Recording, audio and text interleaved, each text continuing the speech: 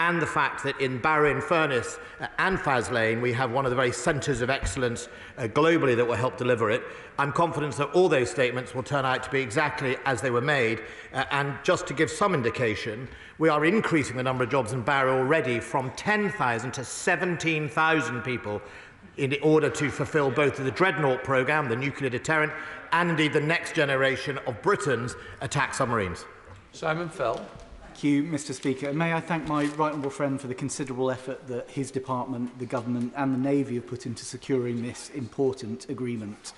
It was heartening at the commissioning of HMS Anson to see representatives from the Royal Australian Navy and also the Australian government present, and also the announcement that Australian submariners will be training on that vessel too. With that in mind, would my right honourable friend agree with me that this agreement is absolutely crucial to securing a new geopolitical and strategic agreement with Australia, the US and the UK on areas such as subsea and cyber to keep us safe? I'm grateful to my honourable friend. And look, Barrow Furness, Devonport and Faslane are key components in delivering our nuclear submarine capability and can almost not be replicated around the world. And it's very, very important we recognise the specialty and the skills. Look, when Australia chose to go for nuclear submarines as an option, it did so because it recognised about 5 countries on Earth can do this, and it is important if it wants to retain a strategic edge in the Pacific and its part of the world against any future adversaries. We know that. That's what we did for the last 70 years in the Atlantic alongside our American friends. Australia, I'm delighted, are joining that programme.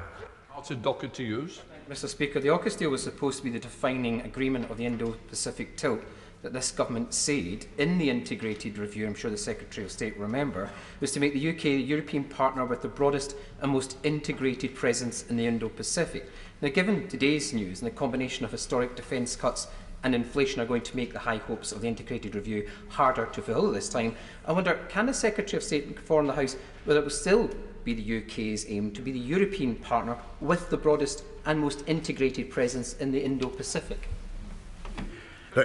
It's right to ask those questions. It is still our ambition, and so far 2 of the planks are already in place. AUKUS, and we'll see the full details, and it is no mean undertaking to commit to helping build another country, build that capability, and be engaged in its training and deployment. That is a very deep and enduring. The United States investment and joining with us all those decades ago has lasted for 70 years in that. That is a tilt by any means basis. But also we've had Carrier Strike Group on its visit only 2 years ago. That's continued and we plan for another one in 2025.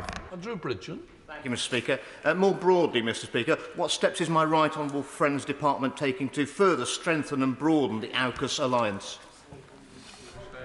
The second pillar of AUKUS includes things such as AI, hypersonics and cyber and all sorts of other technologies that are critically vital not only to complement deployment of submarine but also to further engage our collective security. Those are technologies that rarely are shared between nations, but the United States recognises that in order to face up to the end of this decade and the challenges that we make sure we share together both our industries and their industries, but we have protection for all of us from each other's markets to make sure that we share and then get to sell into them as well, which is quite important. Says Secretary of State John Beasley. This week, like the Secretary of State, I'll be meeting the Australian Defence Minister and discussing AUKUS with him. I want him to know that there may be a change of UK government at the next election, but there will be no change in Britain's commitment to AUKUS. If done well, this pact could deepen our closest alliances, it could strengthen security in the Indo-Pacific, and it could bring game-changing investment to Britain. So what priority has the Defence Secretary given to building the first subs here, and when will the build plan be announced? I'm welcome to the right honourable gentleman's support for AUKUS, and I noted a point on a government. There'll be obviously no complacency from the Labour Party opposite, Mr. Speaker. I hope they wouldn't repeat what happened once in the 1990s. I think the reality is, it makes good security sense. The Labour front bench recognises, this Labour front bench recognises good global security, even though the last one didn't. The questions my right honourable friend, gentleman asked I have to say, are a matter for the Australians. They will make the decisions ultimately. They are ultimately the customer in the sense of where they're going to spend the Australian taxpayers' money. We, of course, have contributed to the discussion and offer, and Australia will have to make a decision about time, how quick it wants its capability.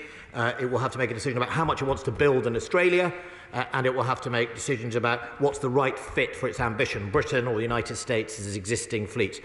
I suspect that will come sometime in March, if not in February. I'm very happy to keep the right honourable gentleman up to date, but we have put in a good proposition, and our relationships, and I'm delighted he is meeting his counterpart, matter. Number 3, Mr. Speaker. Secretary of State. The Minister of Defence, as the UK's biggest landowner, is delighted to welcome a range of people to use the land, including walkers, mountain bikers, riders, and as long as they use the land responsibly, welcome on the land. No one, however, should receive special treatment. Dale Zack. Well, thank you, Mr. Speaker. There was a memorandum of understanding that facilitated the monitoring of trail hunting on his department's land. Now, sadly, trail hunting is sometimes used as a smokescreen for illegal hunting, and the Defence Infrastructure Organisation has recorded incidents of foxes killed on Ministry of Defence land and the threatening conduct of some hunt staff. So could the Secretary of State tell us whether he was aware of the serious concerns in the DIO over the behaviour of hunts licensed in his name, and what advice was given by officials? First of all, I'm glad the honourable members raised the MOU. The MOU was put in place without any announcement to Parliament, any informing of members of this House, without even putting it in the library, as normally would be for a change of policy by any government. Now, that was obviously disturbing to then discover this policy existed and gave special treatment to one group of users. Now, I'm sure he doesn't want people to have special treatment. I think everyone has a right to use that land that way. It also coincided with a large donation to the Labour Party at the turn of the century from a whole group of those animal rights people. It's corrupt, Mr. Speaker. That's what that is, corrupt. A policy unannounced to this House after a funding donation to one political party, and now they're asking for special treatment. Everyone should respect each other on how they use that land. What I am aware of, having now investigated even further, is there are plenty of complaints from other sides, and this is not about size, this is about whether one group gets special treatment. That's it, Grady. We must revisit this, don't we? Yeah. None. I understand. Right, Speaker, well, in that case, I don't expect the government. In that case, I don't expect the MOD will be taking any credit for the work that the Conflict Stability and Security Fund does. The reality is that over the years, the government has made a habit of double counting spending to both the ODA target and the NATO 2% defence target. And of course, the Home Office is busy raiding the ODA budget at every chance it gets. Doesn't that do a disservice to what both the NATO 2% target and the ODA target are supposed to achieve?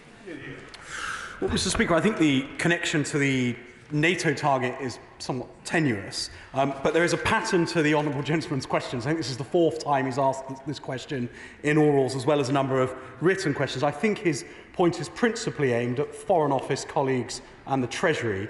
But if he would like to meet with MOD officials to discuss once and for all the MOD's plans for the uses of ODA, I'd be very happy to facilitate such a meeting. Chair of the Select Committee, Tobias Elwood.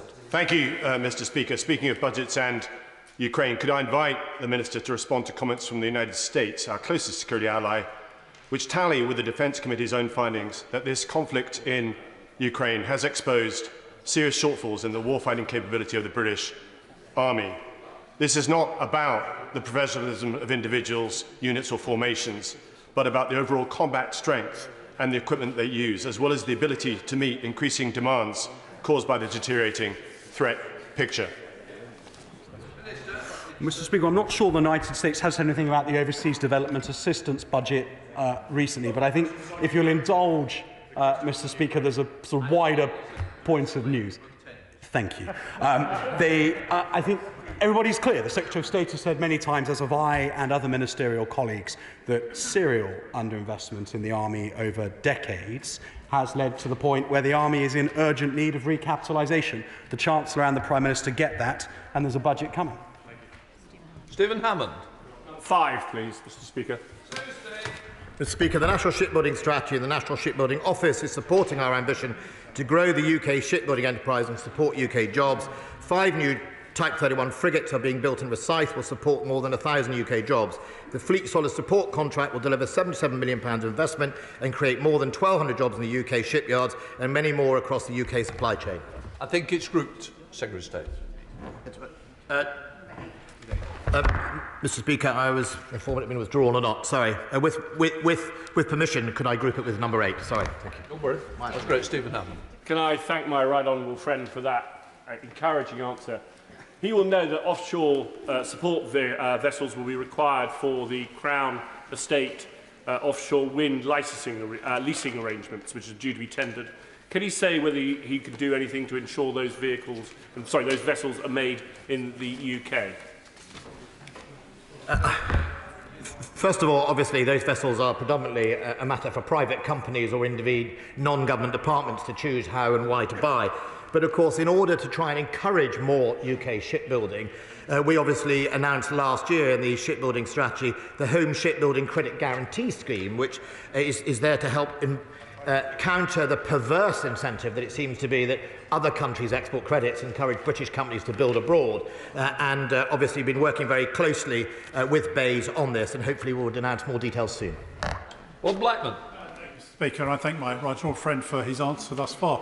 Clearly, as we replace ageing ships and increase the size of the Navy, it's important that we ensure that those ships are built in Britain rather than being built abroad. So what measures will he take to make sure there's a long-term plan to make sure that our shipbuilders can plan for the future?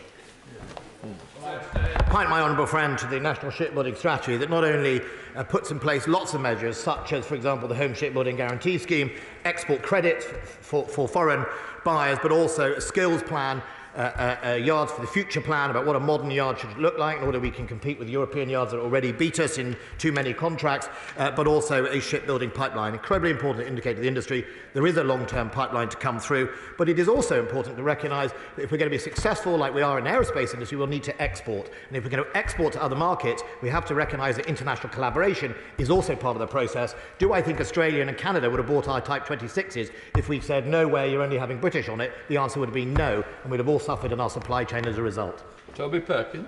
Thank you very much, Mr. Speaker. Notwithstanding what the Secretary of State has said there, we know that there are many aspects of the British shipbuilding industry that does feel that our government has been less supportive of them than some of our competitor nations around the world. And if the government continues to award contracts where large proportions of the work are completed abroad, won't this undermine the British shipbuilding industry? And won't the Secretary of State say something more about how we can ensure more of these ships are actually built within UK shipbuilding firms? Mr. Speaker, I really urge the honourable gentleman not to listen to the propaganda claptrapted by the union leadership. I went to Belfast recently and met the local unions. I met to Appledore and met the local unions. You know what? They don't agree with their leadership statements and rather bizarre propaganda. Fundamentally, the future solid support ship will be entirely put together and 2/3 of it nearly built or supplied through the UK at the same time as getting £77 million of investment in the yards to modernise the yards in order that our yards compete. For too long, our yards have not won contracts, whether from government or private, because we haven't found that the big prime contractors invested in modernising the skills in the yards. And when I meet the workforce, whether it's in government or whatever, they want to be invested in. We've got to get through all the questions, not just this first one. Thank you, Mr. Speaker. Mr. Speaker, I'll refer the House to my register of interest. Mr. Speaker, as a proud member of the NATO Parliamentary Assembly, I've been lucky enough to visit some of our NATO parliamentary countries, like the US and Spain, who take huge pride in their buoyant shipbuilding sector. The Secretary of State talked about the ships being put together in the country. Can the Minister tell us, with contracts being awarded outside, with large portion of it being completed abroad, how does he expect to keep investment in the UK? I'm sorry, it's not fair to everybody else. I'm bringing you in on supplementary. It doesn't mean you can take all day. Try and answer it, please. I can guess the memo that was sent from the union to the honourable lady about what to ask. I mean, the reality is, Mr. Speaker, is what I can say is unless we invest in our shipbuilding industry, unless we collaborate internationally, we won't have a shipbuilding industry. We tried it the other way, it didn't work. We have to build collaboratively. And you know what? In the aerospace industry, like in Lancashire, where Mr. Speaker, are from, The Typhoon aircraft is, of course, an international collaboration, and it's a world-beating success, employing tens of thousands of British people. Chris Evans. Thank you, Mr. Speaker. In an answer to a written parliamentary question to me on the 26th of January 2023, the Minister for Defence Procurement said that the Type 32 frigates are a key part of the future fleet. In the National Audit Office report on the equipment plan, the NAO reported that Navy Command withdrew its plans for the Type 32 frigates because of concerns about unaffordability. How can Type 32 frigates be a key part of the future fleet if there are question marks around its affordability? Well, that's because the Type 32 frigate, when it comes in, wouldn't be till after 2030 or 2031, because it's going to come after the Type 31s, which are obviously being constructed as we speak in Rosyth. What they are going to be, how they're going to be designed and who built them is obviously a matter between now and towards the centre of the decade. It's also important because even if he gets into government, no Treasury will give you a budget for another 7 years forward to make sure that we don't sign on the dotted line before we have the budget in line. But it is absolutely the intention of the Royal Navy to have more frigates and destroyers, including the Type 32. Number 6, sir. State. Defence procurement is some of the most complex in government, but our defence and security industrial strategy represents a step change that will see industry, government and academia working closer together, while fundamentally reforming regulations to improve the speed of acquisition and incentives, innovation and productivity. Our acquisition reforms will drive pace and agility into procurement to improve delivery. David. I very much tell the Secretary of State I very much agree with him on the need for increased defence expenditure if we are to remain a Tier 1 power. Nevertheless, in every one of the last 25 years, the National Audit Office and the Public Accounts Committee have criticised the MOD's procurement of equipment. Poor identification of military needs, poor quality of equipment, slow delivery of projects, an inability to control costs, and a corporate culture too traditional and resistant to change are just some of the criticisms. Does he agree with me that we need to put these issues right if we are to be a Tier 1 power? I absolutely agree. I also, first of all, it's why I think for the second or nearly third year in a row, under my stewardship, the Ministry of Defence is going to come in on budget or under budget for the first time in decades to make sure that we live within our means. But secondly, I think it's also important to point out, and it is always a challenge for any Secretary of State Defence, that treasuries like to deal in 1, 2, 3 or 4 years. Some of the programmes we're talking about, the Type 31, for example, earlier, Future Solid Support Ship, are decades long. And in that long process of complexity, threat changes, technology changes, inflation changes, and indeed all the challenges are around. And that's important whether we're going to have governments that invest in long-term infrastructure, whether it's civil or military, to understand that long-term investments is a different risk profile, and that if we do everything year by year, we'll always end up in a similar position. Thank you. The Secretary of State will be aware that there are growing concerns about the impact of delays and the management of defence programmes on our defence readiness. So what specifically is he doing to ensure that the UK will meet our UK NATO obligations in full? Good question. Well, we're still on track and maintain above 2% of GDP, if that's the obligation the Honourable Lady is referring to, of defence spending, and we're still on trajectory to do that. It is, of course, important, as my honourable colleagues point out across the House, to make sure we get good value for money, and it is also important we try and deliver on time. Some programmes are on time. 85% of defence programmes do actually come on time. The major collaborative ones or the major complex ones over long terms are often the ones that cause us problems. We do need to improve that. We need to make sure we don't overspec, Mr. Speaker. We need to make sure that also, where possible, we collaborate and indeed improve internal mechanisms that often hold up things. The UK has some of the highest defence procurement standards in the world, and I'm glad the government is seeking to drive those standards still further under my right honourable friend's leadership.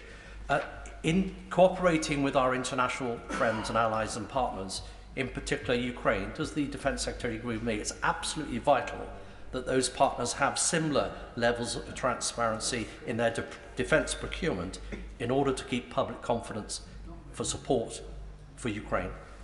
Yes.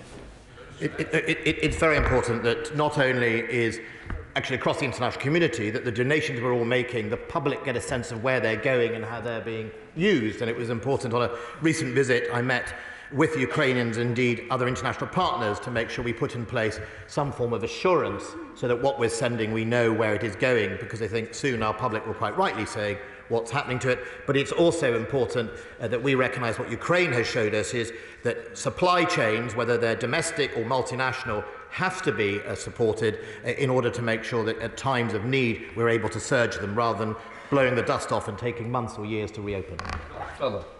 Thank you, Mr. Speaker. The Secretary of State has indicated Ukraine has made graphically clear that long-term ordering is absolutely vital to the defence industry and to maintain capacity, both machinery and also manpower. So does he accept that the failure to place orders for new submarines, nuclear submarines, between 2010 and 2016, even though there was a clear majority for that in this House, was a major strategic error? I'm very grateful to my honourable gentleman, because if he, I'll do a deal with him. I often try and do a deal with my right honourable gentleman opposite.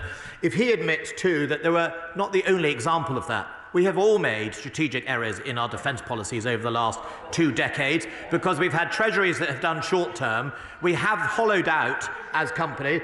Governments after government have wanted more but not wanted to fund it. His government was no different. I was serving in the army under his government. I know exactly what it was like. Well, Francois.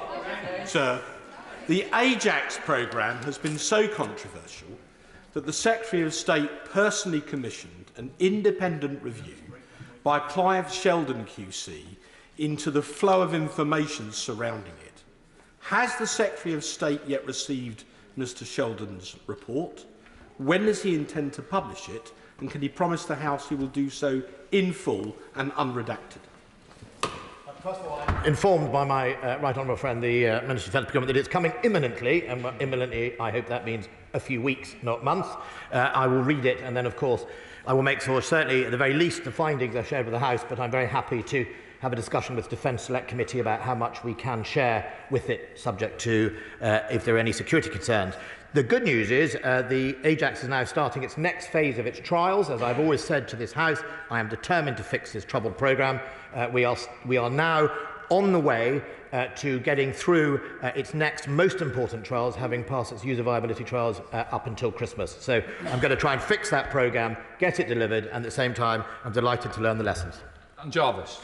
Mr. Speaker, the MOD procures services to administer defence housing and accommodation. It's now over a month since my urgent question, when the Minister said Vivo, Amy and Pinnacle are, I know, in no doubt about the Minister's profound dissatisfaction at their performance. But since then, there have been more cases of poor repair and poor service. So can the the Secretary of State say, specifically with regard to defence accommodation, is the procurement process fit for purpose?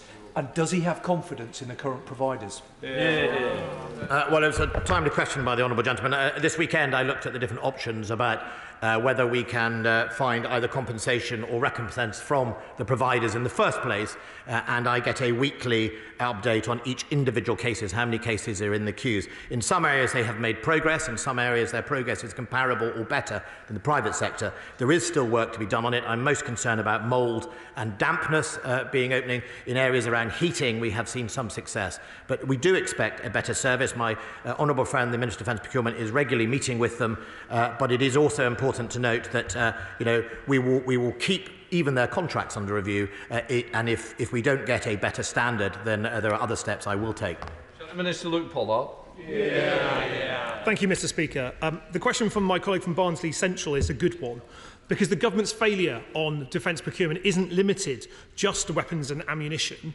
You only need to speak to those people in defence housing with leaky roofs, black mould and broken boilers to realise that defence procurement is failing the people who serve our military and their families.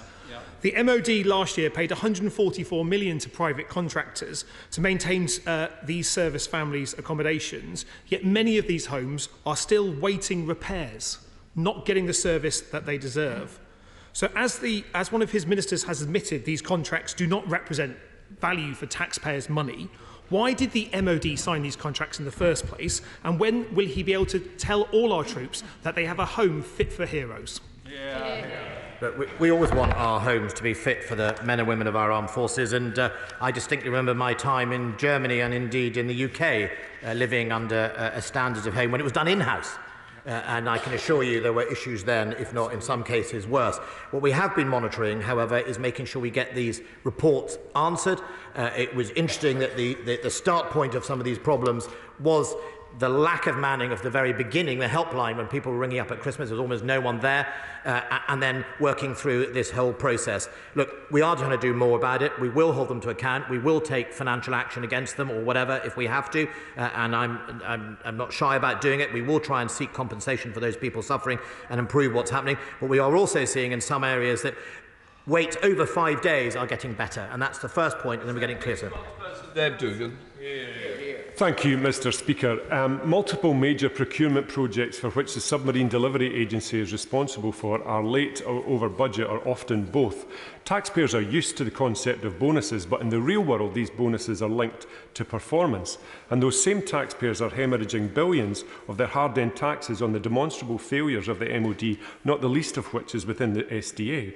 So how can the Secretary of State justify six-figure bonuses to executives of failing MOD agencies? And on the eminently reasonable supposition that he can't defend the indefensible, what will he do to rectify those incoherent remuneration packages going forward? What the payments represent is that we have made a number of new appointments and are turning around the Submarine Development Agency to improve the availability. One of the areas of deep concern has been the consequences of hollowing out over the decades, has been about the maintenance and the availability of dry docks and others and things like Devonport that allow us to turn submarines round to make sure they are maintained in time to get them to better availability. It's important, it is going well, it is important, Mr Speaker, to sometimes change the workforce and make sure you get the best capable people you can to change it around. I'm confident that the new team is able to do that, and I'm looking forward to seeing the results. Question 7, Mr Speaker. With permission, Mr Speaker, I'll answer numbers 7 and 17 together. Mr Speaker, on Thursday I had the very great pleasure of visiting Lancashire. In particular, Veterans UK at Norcross, where I met some really great people providing a range of support to our veterans. One of the biggest impediments to progress is around data. Consequently, we are putting 40 million into a transformation programme which will digitise our existing processes, enabling our staff to provide more effective and efficient support to our personnel and veterans, and substantially improving their experience. Robin Miller.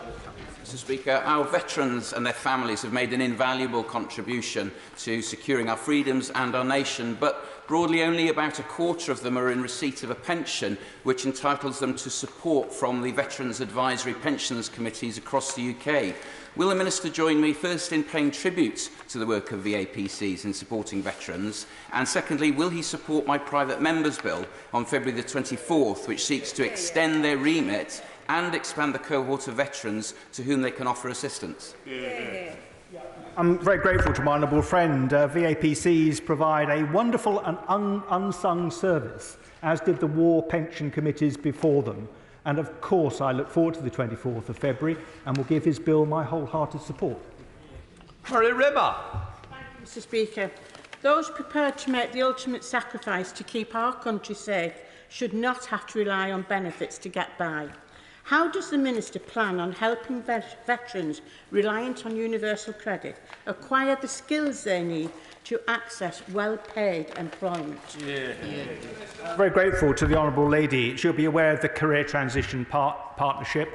She will be aware too of the special arrangements that exist for those veterans who are unfortunately ill or injured to get them into civilian life in a seamless way and provide them with the skills that they need for the rest of their lives. It's important to understand that all servicemen and all servicewomen are civilians in waiting. They all return to the communities from which they're drawn. And throughout their careers, they will have preparation to enable them to do so in as seamless fashion as possible with the skills that they need. James Sunderland. Mr Speaker, thank you. The Minister will know that the Veterans All-Party Group are currently running a survey into the experience of veterans across the UK when claiming compensation, war pensions and other fiscal support for Veterans UK. That survey closes tomorrow, so will he please agree to meet me to discuss the findings of that survey, and depending on what they say, does he agree in principle to any measures which better assure the outputs of Veterans UK? Well, I'm very grateful to my honourable and gallant friend for his chairmanship of the Veterans All-Party Parliamentary Group and for the survey that he has undertaken. I am very much looking forward to the results of that survey. He'll be aware that MOD, of course, itself does a variety of surveys and canvassing to ensure that we are giving our serving personnel, our veterans and their families, what they need to pursue their careers and their lived experience that is positive. But I'm very much looking forward to what his group has to say, and of course I'll meet with him. Andrew Gwynn. Thank you. The Minister will know and appreciate that mental ill health affects disproportionately veterans and their families. The cost of living crisis is putting even more pressure on access to mental health services, according to veterans' charities. The Labour Party has committed to a £35 million investment in veterans' mental health. I ask this sincerely of the Minister. Will he match that? Well, firstly, I have to correct the honourable gentleman. He's not right to say that veterans, or indeed defence personnel, are more likely than the general public to suffer from mental health problems. The reverse is the case. However, it is absolutely essential we do all in our power to promote the mental health of our men and women. Absolutely right. And he will be aware of a number of projects, including Op Courage, and throughout people's careers in which their mental health is promoted. And we will continue to do that. But he does need to understand that defence is a positive experience for the vast majority of people who experience it. Shadow Minister Rachel Hopkins. Thank you, Mr. Speaker. The initial headline findings of the independent review of the Armed Forces Compensation Scheme state that the process is overly burdensome and even distressing for the claimant due to unreasonable timeframes and a lack of transparency. This is but one of a number of concerns raised about the compensation scheme, all of which veterans across the country have been telling us about for a very long time. Veterans who have made huge sacrifices to keep our country safe deserve far better from this government. So can the Minister tell the House when the full report will be published and what he's doing to ensure its findings will be acted upon swiftly? Well, the Honourable Lady is referring to the quinquennial review, which has published its interim findings and will publish its definitive report in the spring. She's right to highlight some of the findings of that report in its interim form, and of course we'll take into account all of those, well, if the Honourable Lady will allow me, in the spring when the report is published. One of those things, Mr. Speaker, is to ensure that the system is less adversarial than it previously has been, but we have to understand that a lot of the delay is baked in because of the need to obtain proper, full, comprehensive medical reports. Sir Robert Lee. Number 10, sir. Thank you, Mr. Speaker. The Type 32 programme began the concept phase on the 21st of September 2022 and will seek to deliver an outlined business case in spring 2024. The programme and procurement strategy will be decided following the concept phase in the normal way. But further to the exchange between the Secretary of State and the Shadow Minister earlier this afternoon, can the Minister confirm that, whilst I understand that this Type 32, so-called, won't come on stream till 2030, the government is fully committed to having an ongoing warship programme? It doesn't matter whether we call it the 31A or 32 or whatever. We remain committed to renewing the Royal Navy's capability after 2030. Thank you, Mr. Speaker. Yes, and last week I had the pleasure of being in Rosyth, where we were cutting steel, or steel was being cut in respect of Type 31, and that is an affordable frigate which is able to be configured for the mission, so whether that's a humanitarian mission, a war-fighting mission, or anti-piracy mission, that is exactly what we want our frigates to be, flexible, and we want them to ensure that there's a pipeline into the future. Mr. Speaker, the UK, our allies and partners are responding decisively to provide military and humanitarian assistance to Ukraine. The UK has led the world with the gifting of modern main battle tanks to Ukraine and are engaging international partners through a coordinated military and diplomatic effort. The Secretary of State for Defence, my honourable friend, should take some personal credit for this, as at every turn throughout the last year it has been him that has sought to understand what the Ukrainians need next and has rallied support across Europe and beyond in that gifting. Bell. Can I thank my honourable friend for his answer, and can I concur with him that we have shown the way on Ukraine? We've consistently been at the forefront. He mentioned battle tanks, and it was our announcement that set the precedent that let our allies make their announcements last week. In the same vein, could my honourable friend confirm that we will continue to lead the way on support for Ukraine by pushing our allies to match our commitment that we will send as much military aid to Ukraine this year or more than we did last year? Well, Mr. Speaker, the government has already committed the same amount of money for this year as it did for last, so in that sense the job is already done. But of course, how the money this year is used will depend very much on what's going on the ground. And that's the most important part of this gifting programme. The relationship between the UK and Ukraine is now so strong that we're able to discuss very candidly each other's plans and to make sure that we're supporting them every step of the way. Thank you very much indeed, Mr. Speaker. Well, we heard before Christmas that the government had finally signed a contract to replenish NLAWs, but in order to ensure that we can continue to be a leader in the international effort in Ukraine, how many other contracts have been signed to replace the consumable military aid which has been sent to Ukraine? Mr. Speaker, high-velocity missiles have already been placed on contract, and other systems that have been donated, many of them were already in the process of being updated, and they were gifted coming to the end of their life within our current inventory, and thus they wouldn't be expected to be placed on contract because they're part of a routine procurement process. SNP spokesperson Dave Doogan. Mr. Speaker, much of the international support going to Ukraine will be deployed to defend Ukrainians against the barbarity of the private militia, the Wagner Group. So can the Minister explain to the UK's allies why the UK government made available frozen assets of Wagner's leader, Yevgeny Prigozhin, in order that he could take a case out against a British journalist? And given this inexplicable accommodation, can the Minister confirm, does this Tory government roll out the red carpet exclusively for Russian warlords, or is this an inclusive UK service available to war criminals everywhere? Mr. Speaker, the presence of Wagner on the front line in the Donbass is clearly a reflection of just how bad things have got for Putin and the Russian armed forces, that a mercenary group recruiting from prisons is required. As to the substantive part of the honourable gentleman's questions, sounds like it might be a question for my Treasury colleagues, and I'll make sure that they write to him with an answer. Smith. Number 12, please, sir. With permission, Mr. Speaker, I should like to answer number 12 together with 18 and 20. The Ministry of Defence works closely with British industry and academia, including SMEs, to identify and invest in innovative technologies that address our most pressing capability challenges, as well as publishing our future priorities to incentivise investment. We are already testing and deploying those technologies. Thank you, Mr. Speaker. The best innovation isn't necessarily the preserve of the giant players in the sector, but smaller enterprises such as those found at the Westcott Venture Park in my constituency, like Flarebright's development of autonomous drones for flight in GNSS-denied areas. So can my honourable friend assure me that these smaller, dynamic enterprises are as valued to his department when it comes to developing new defence innovations as the more traditional big beasts? Well, my honourable friend is absolutely right. A lot of the innovation does indeed come from those agile SMEs, and that's why the MOD's SME Action Plan is very firmly aimed at improving access for SMEs to work right through the defence supply chain. The MOD indeed has a target that 25% of its procurement spend will go directly and indirectly to SMEs, which is up from around 16% in 2016. Latest figures I've seen, we're at 23% already. We're on the right path, further to go. Davies.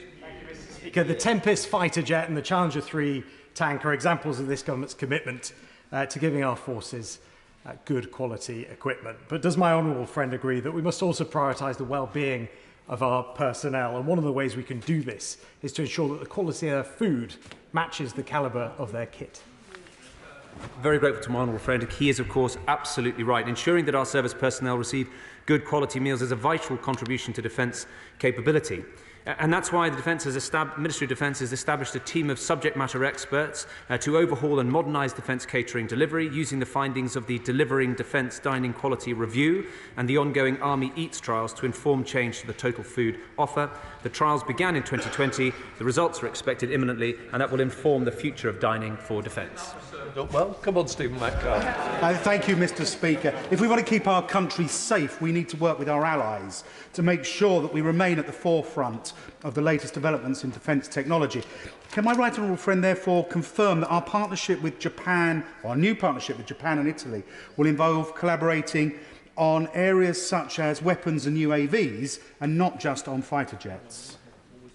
To my honourable gentleman. So the ambition of this truly international programme is principally to deliver a cutting-edge fighter aircraft providing a credible deterrent to future threats. But, as he knows, this is a system of systems, and it's likely to include uncrewed aircraft, new sensors, weapons, advanced data systems and secure networks. And those wider capabilities may be developed together with wider partners or indeed together with our existing partners in that endeavour. We will continue to explore system opportunities both between our core partnership and more widely. Thank you, Mr. Speaker. Following the recent Memorandum of Understanding signed by the RAF in Imperial College London, how do ministers expect this will impact the RAF's technological capabilities, particularly around digital and artificial intelligence? Well, of course, digital and artificial intelligence are absolutely central to RAF capability. I was delighted to announce recently significant investment that is taking place in Lincolnshire to ensure that when those aircraft take to the skies, they have all the weapons system, but also the battlefield management plans that they require to ensure that they can take the fight to the enemy. Ford. Number 13, please, Mr. Speaker. Mr. Speaker, the National Security Bill contains provisions that will help in prosecuting those who use their knowledge and expertise to train foreign militaries prejudicial to the interests of the UK. In the meantime, while the bill passes through this House and the other House, we've issued guidance to all defence personnel at risk and reminded personnel of their obligation to protect sensitive information. This has led to improved reporting of suspicious activity. Richard Ford. I thank the Secretary of State for that helpful response. Qualified RAF pilots are quitting for better paid jobs that involve training other countries' air forces. And fixed-wing aircraft have dropped by nearly a quarter since 2017. We learned last week that all of the RAF's Hawkjet trainer aircraft have been grounded because of an engine issue. Given that the government will be in the High Court tomorrow in an effort to justify supplying arms for use in the war in Yemen, what does he have to say to MPs across the House who are concerned about the deployment of RAF personnel to Saudi Arabia in the last couple of months to train the Royal Saudi Air Force? I have absolutely no problem with supporting our friend and ally in the region, Saudi Arabia. We've done it for decades and will continue to do so. We come to Topicals, Mary Kelly Foy. Question number 1, Mr. Speaker. Stay. Mr. Speaker, colleagues may have read reports this weekend about activity conducted by the Army's Counter-Disinformation Unit in 77 Brigade. Online disinformation from foreign state actors is a serious threat to the United Kingdom, which is why during the pandemic we brought together expertise from acts across government to monitor disinformation about COVID. 77 Brigade is a hybrid unit of regular and reserve personnel that has established in 2015. It delivers information activities as part of broader military effects against hostile state actors and violent extremist organisations based outside the UK. It uses publicly available data, including material shared on social media platforms, to assess UK disinformation trends. It is not to be involved in regulating, policing or even reporting opinion that it may or may not agree with. Mary Kelly Foy. Thank you, Mr. Speaker. My constituent Daniel was medically discharged from the Army in 2015. Yet in September 2022, Daniel was only awarded Tariff 10 compensation. He is housebound and fully reliant on his mother, and psychiatrists agree that his condition is sadly permanent. 7 years on, and Daniel is still without the compensation that reflects the severity of his mental injury. So will the Minister meet with me to review this case and ensure that veterans who suffer psychological injuries are equally compensated with those who suffer physical injuries? Hear, hear. I'd be delighted to meet with the Honourable Lady to discuss the case. Robert Courts. Thank you, Mr. Speaker. I've been to see some of the RAF housing in Carston recently, and with mould in homes with children present or repairs that have been requested but not completed, it seems that the Pinnacle Vivo partnership is failing military families. What are ministers doing to hold them to account? Well, I'm very grateful to my honourable friend for raising this. I know Bryce quite well. I know the accommodation that he's referring to. He may be aware that all TLBs are meant to be assessing now their accommodation against the Defence Housing Standard and will report by the end of the year. In the meantime, he should know that 10 billion over the, 1.6 billion over the next 10 years will be invested in barracks accommodation to improve some of the truly awful accommodation that sadly our men and women have to put up with. Show Secretary of State John Healey. Thank you, Mr. Speaker. This month the government made important but again ad hoc announcements of more military help for Ukraine. we're still waiting for the 2023 action plan of support for Ukraine, first promised by the Defence Secretary last August. Will he publish this ahead of the first anniversary of Russia's invasion next month? Look, I do totally agree with the right honourable gentleman that we need to set out a plan, but can I also tell him, and I've chased it in advance of these questions from the previous question, our donations are not ad hoc. Right? There is a view abroad that somehow these are just ad hoc and the Ukrainians pick up the telephone. Fundamentally, these donations are set by what happens on the ground, by the reaction to the Russian to Ukrainian defence, and how Ukraine needs to adapt. It's not an ad hoc thing, it's a very deliberate process, mainly called by the United Kingdom and her allies, and therefore it's really important to separate that from an overall strategy about announcing to Parliament the different lines of effort that we take to counter Russia. Thank you, Mr. Speaker. Last week, the Defence Secretary said the armed forces have faced what he called a consistent hollowing out under Labour and early Conservative governments. But when Labour left government in 2010, Mr. Speaker, the British Army stood at over 100,000 full-time troops, and we were spending 2.5% of GDP on defence. The serious hollowing out has happened since. Who does he think's been in charge over the last 13 years? You only have to, Mr. Speaker, listen to the veterans on this side to understand their experience under a Labour government. Snatch Land Rovers, let's remember that, and all that awful mess as a result of the Labour government's investment. The deal here is quite simple. If the right honourable gentleman opposite wants to be the next Secretary of Defence, he should come here and get off his chest the shortcomings that his former government did. I'm happy to say that we have hollowed out and underfunded. Will he do the same, or will he hide behind petty party politics? Barclay. Hello. Speaker, last week I visited His Majesty's Naval Base Clyde with the Armed Forces Parliamentary Scheme and want to pay tribute to the absolutely remarkable men and women we met there who make up our nation's submarine service. Given that we live in ever more dangerous times, can my right honourable friend confirm to the House that this Conservative government remains absolutely committed to delivery of the new Dreadnought class of submarines to be based in Scotland to provide a continuous at-sea deterrent and so protect our United Kingdom for decades? So I'm glad that my honourable friend and many other colleagues went to Faslane last week and that they enjoyed their visit. We are, of course, committed to the replacement of Vanguard submarines with Dreadnought, but more importantly, he mentions the brilliant people based at Faslane who deliver day in, day out our nation's nuclear deterrent, unseen under the oceans of the world. They are incredible people doing amazing work.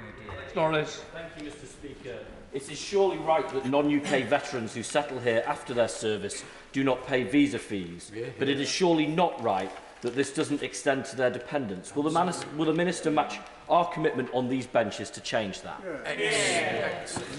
I'm very grateful to the honourable gentleman. I can't give him the undertaking that he asked for me. I'll understand that. Obviously, all things are kept under review, but we do value the service of those from overseas who serve in His Majesty's Armed Forces, clearly, and I think most of them have a very positive experience.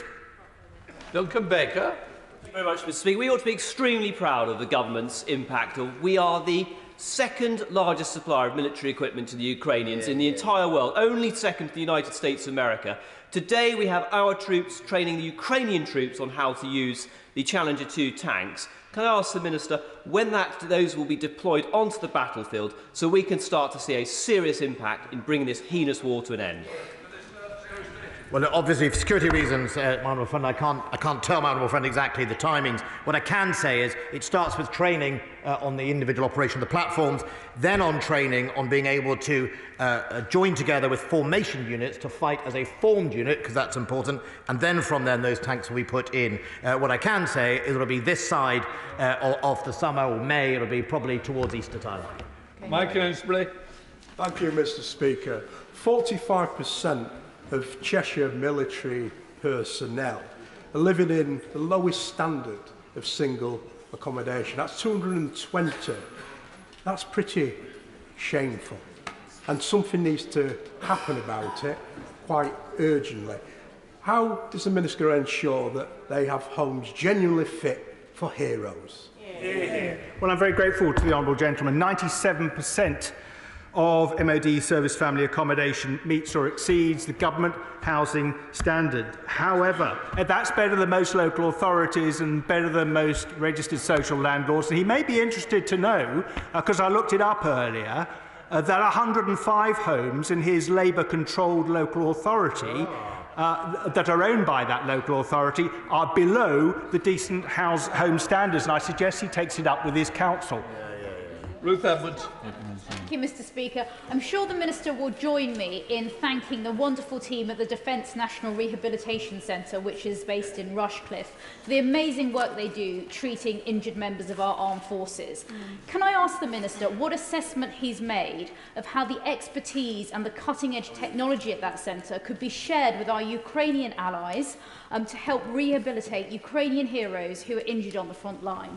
I'm very grateful to my honourable friend. As it happens, last Monday I visited the Defence Medical Rehabilitation Centre. I also heard about the NHS-led National Rehabilitation Centre that hopefully will be stood up by the end of next year, and together they will be able to provide a truly trailblazing international centre for rehabilitation and for research. Obviously, this country stands by to help Ukraine in their fight against Putin in any way possible, including in the rehabilitation of its brave men who have given so much, not only in the defence of Ukraine, but also in defence of the rest of us. Mr. Speaker, Labour's dossier of the waste in the MOD found that at least 15 billion has been wasted in taxpayers' money since 2010. Can the Minister explain why the government is failing to get a grip of the defence procurement process to secure value for money for the taxpayer? It's a really wonderful dossier as far as dodgy ones go, because half the waste was under Labour government in it. Dr. Julian Lewis. Speaker, will the Secretary of State join with me in applauding Poland's historic announcement today that it's raising its defence budget to 4% of GDP? And can he imagine what conclusion I think our government ought to draw from that example? My right honourable friend always tempts me. I think the Poles who are on the front line and have shown tremendous leadership in the face of Russia's growing aggression, not only to itself but also to its neighbours and friends in Ukraine. I think the conclusion they have drawn is the world is a dangerous, unstable place, and it's not likely to get less so anytime soon. Dan Carden. Mr. Speaker, the call for evidence for the LGBT Veterans Independent Review revealed that the police records of veterans convicted during the ban on homosexuality were destroyed. Now, in answers to parliamentary questions, the Department says this was in line with data protection, but in letters to veterans, it says this decision was taken by Defence Police Chiefs Council, who directed that all investigations into offences relating solely to sexuality were to be removed from our systems and deleted from the records. Can the Secretary of State or Ministers write to me to clarify this, and will they consider making the Council meetings with the Defence Police Chiefs public? I'm grateful to the honourable gentleman for raising this. Between 1967 and 2000, there's no question that people in the LGBT community were badly dealt with by Defence, and that's why we've set up the Etherton Review, which will report shortly. And I can tell you, having met with Lord Etherton, that he will be forensic in his examination of the data. I think I can assure the honourable gentleman, however, that the handling of records, as far as we can tell, was in accordance with civilian practice. But of course we stand by and wait for his lordship to opine on the matter, and will comment further when he has done so. Thank you, Mr. Speaker. Can my right honourable friend set out what preparations his department have made in terms of the support for overseas territories in the Caribbean during this year's hurricane season? Well, Mr. Speaker, I enjoyed working with my right honourable friend when she was the Minister for the Overseas Territories, and she's right to care about this. She will know that the Department has done a lot of work over the last few years to develop the resilience of the Overseas Territories, as well as maintaining naval assets in the region and more at readiness to assist if required. Maybe a permanent base in the Ortiz would help. Judith Cummins. Thank you, Mr. Speaker. During my recent visit to Ukraine with the Right Honourable Member for Chingford and Woodford Green, Ukrainian officials were very clear about their need for increased military support. with the United States reportedly discussing the creation of a fighter jet coalition with Ukraine, and the German Chancellor currently ruling out sending fighter jets to Ukraine, what assessment has the government made regarding building such a coalition with their NATO allies? Well, having taken the battle on getting tanks into Ukraine, obviously, understandably, people then ask about what next capability. I think what we know about all these demands is that eventually the initial response is no, and it ends up being yes. So we will see, we will track the progress, but as I say, it is not based on ad hoc. It's based on need and defined what's needed on the battlefield. Of course, we will keep our minds open all the time about what is possible to do next. Then Caroline Downage. Speaker, I warmly welcome the announcement of £1.6 billion to repair and refurbish on-site base accommodation. As the Minister rightly says, the accommodation in both HMS Sultan and HMS Collingwood is truly awful. Meanwhile, we hear that in the Portsmouth area alone, the Royal Navy are spending millions of pounds a year putting people up in hotels, while Fort Blockhouse, within my Gosport constituency, which he knows very well, remains empty. When are the MOD going to address this? I'm very grateful to my right honourable friend. I know she knows the Fort Blockhouse intimately, as indeed do I. It's aesthetically charming, but it is beyond reasonable repair in terms of accommodating servicemen and servicewomen are concerned. We're spending money on HMS Collingwood. I hope it will be brought up to spec shortly. Rachel Maskell. Thank you, Mr. Speaker. My constituent, who served in Iraq and Afghanistan, veteran Samantha O'Neill, a week today will be made homeless from a hostel by City of York Council, who is a signature to the Armed Forces Covenant. What steps can he make to ensure that she and her 3 children are not homeless a week today? Well, I'm grateful to the Honourable Lady. Obviously, I can't comment on the details which I don't have. If she sends to me, I will certainly look into them. But every local authority that signed up to the Armed Forces Covenant needs to be mindful of its duty to look after servicemen, servicewomen and their families. The Charity Saluter reported 133 women, a third of their caseload, last year presented to them having suffered a sexual assault. They presented at the Defence Community Mental Health Services but subsequently discharged from the military due to having a personality disorder. I wrote to the Minister for further information, none was available. So would the Minister look into the service to make sure that due clinical rigour is applied before people are discharged with a personality disorder? Well, I'm grateful to my honourable friend and predecessor. I've seen no evidence that people are being misdiagnosed or mismanaged. The matter, of course, is for healthcare professionals, in particular consultant psychiatrists. I can't really interfere with their diagnoses. I've noted her concerns, and I will certainly look into the matter. Barry Sherman. Mr. Speaker, would the Secretary of State agree with me that what we've learned from Ukraine, surely, is the future of good defence is going to be in having the latest technology and innovation? Are there any new schemes that we could have that increase the investment in that new technology, and especially partnership with other countries across NATO? He's absolutely. First of all, the Diana unit within NATO, I'm delighted we jointly share the European headquarters with Estonia, because I felt it was important to partner with a small, innovative country to make sure we get the very best between us. That's one of them. Our R&D budget is £6.6 billion, one of the leaders in government in investing it. But of course, the real lesson, which has always been a problem, is not only is it important to invest in the inventions, it's pulling it through into an actual requirement. That's traditionally where the defence has fallen down. I'm determined to fix that, and that means focusing our R&D where we know there's a need by our armed services. Thank you, Mr. Speaker. Many veterans in East Devon tell me they sometimes struggle to adapt from frontline service into jobs available locally. It is a huge change. The scars of service can be challenging. Can my right honourable friend provide an update on the work of the Defence Transition Service, which supports veterans into good, well-paid jobs? I'm grateful to my honourable friend. He might be referring to the Career Transition Partnership, which is the partnership that is normally used for people transitioning into civilian life. The DTS is for those who have in some way been injured or have sustained an illness. That is designed to make sure that people have the support they need to adapt to their particular circumstance, ensure they have the best chance possible of getting a decent civilian job after they leave the services, and it's very successful in so doing it, as is the CTP. Recent news reports detailing 14,500 urgent maintenance appointments at Armed Forces homes being missed are very concerning.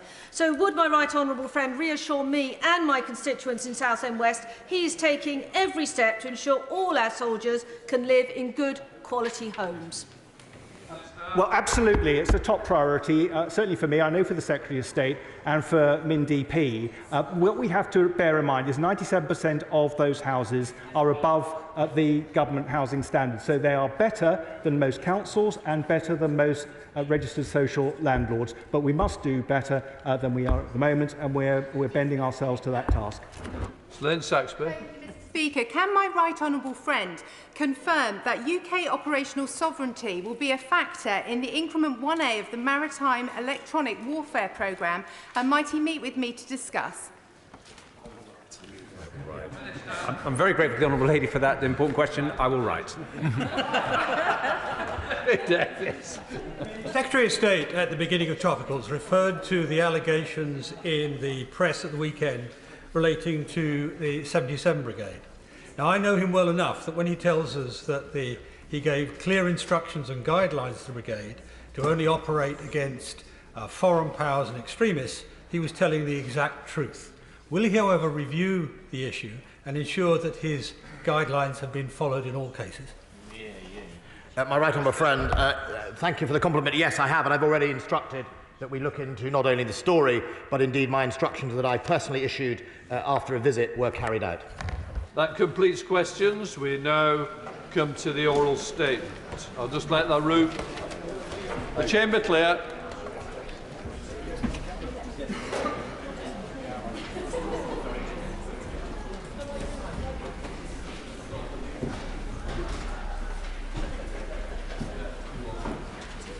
We now come to urgent and emergency care recovery plan. I call the Secretary of State for Health. Mr. Speaker, today we are publishing our new delivery plan for recovering urgent and emergency care services, which has been deposited in the libraries of both houses. After the scale of the pandemic pressures, which healthcare systems around the world and indeed across the UK are collectively facing, we are building the NHS back to where we want it to be. This requires the widespread adoption of innovation, building on best practice already being applied in specific trusts, together with significant investment in these new ways of working, including a £14.1 billion funding boost to health and social care, as set out in the autumn statement. Today's announcement is the second of 3 plans to cut waiting times in the NHS. Our elective recovery plan is already in action, virtually eliminating the backlog of 2-year waits in England, and our primary care recovery plan will be published in the next few weeks to support the vital front door to the NHS through primary care. And today, together with NHS England, we are setting out our plans to reduce waiting times in urgent and emergency care through an increased focus on demand management before patients get to hospital and greater support to enable patients to leave hospital more quickly.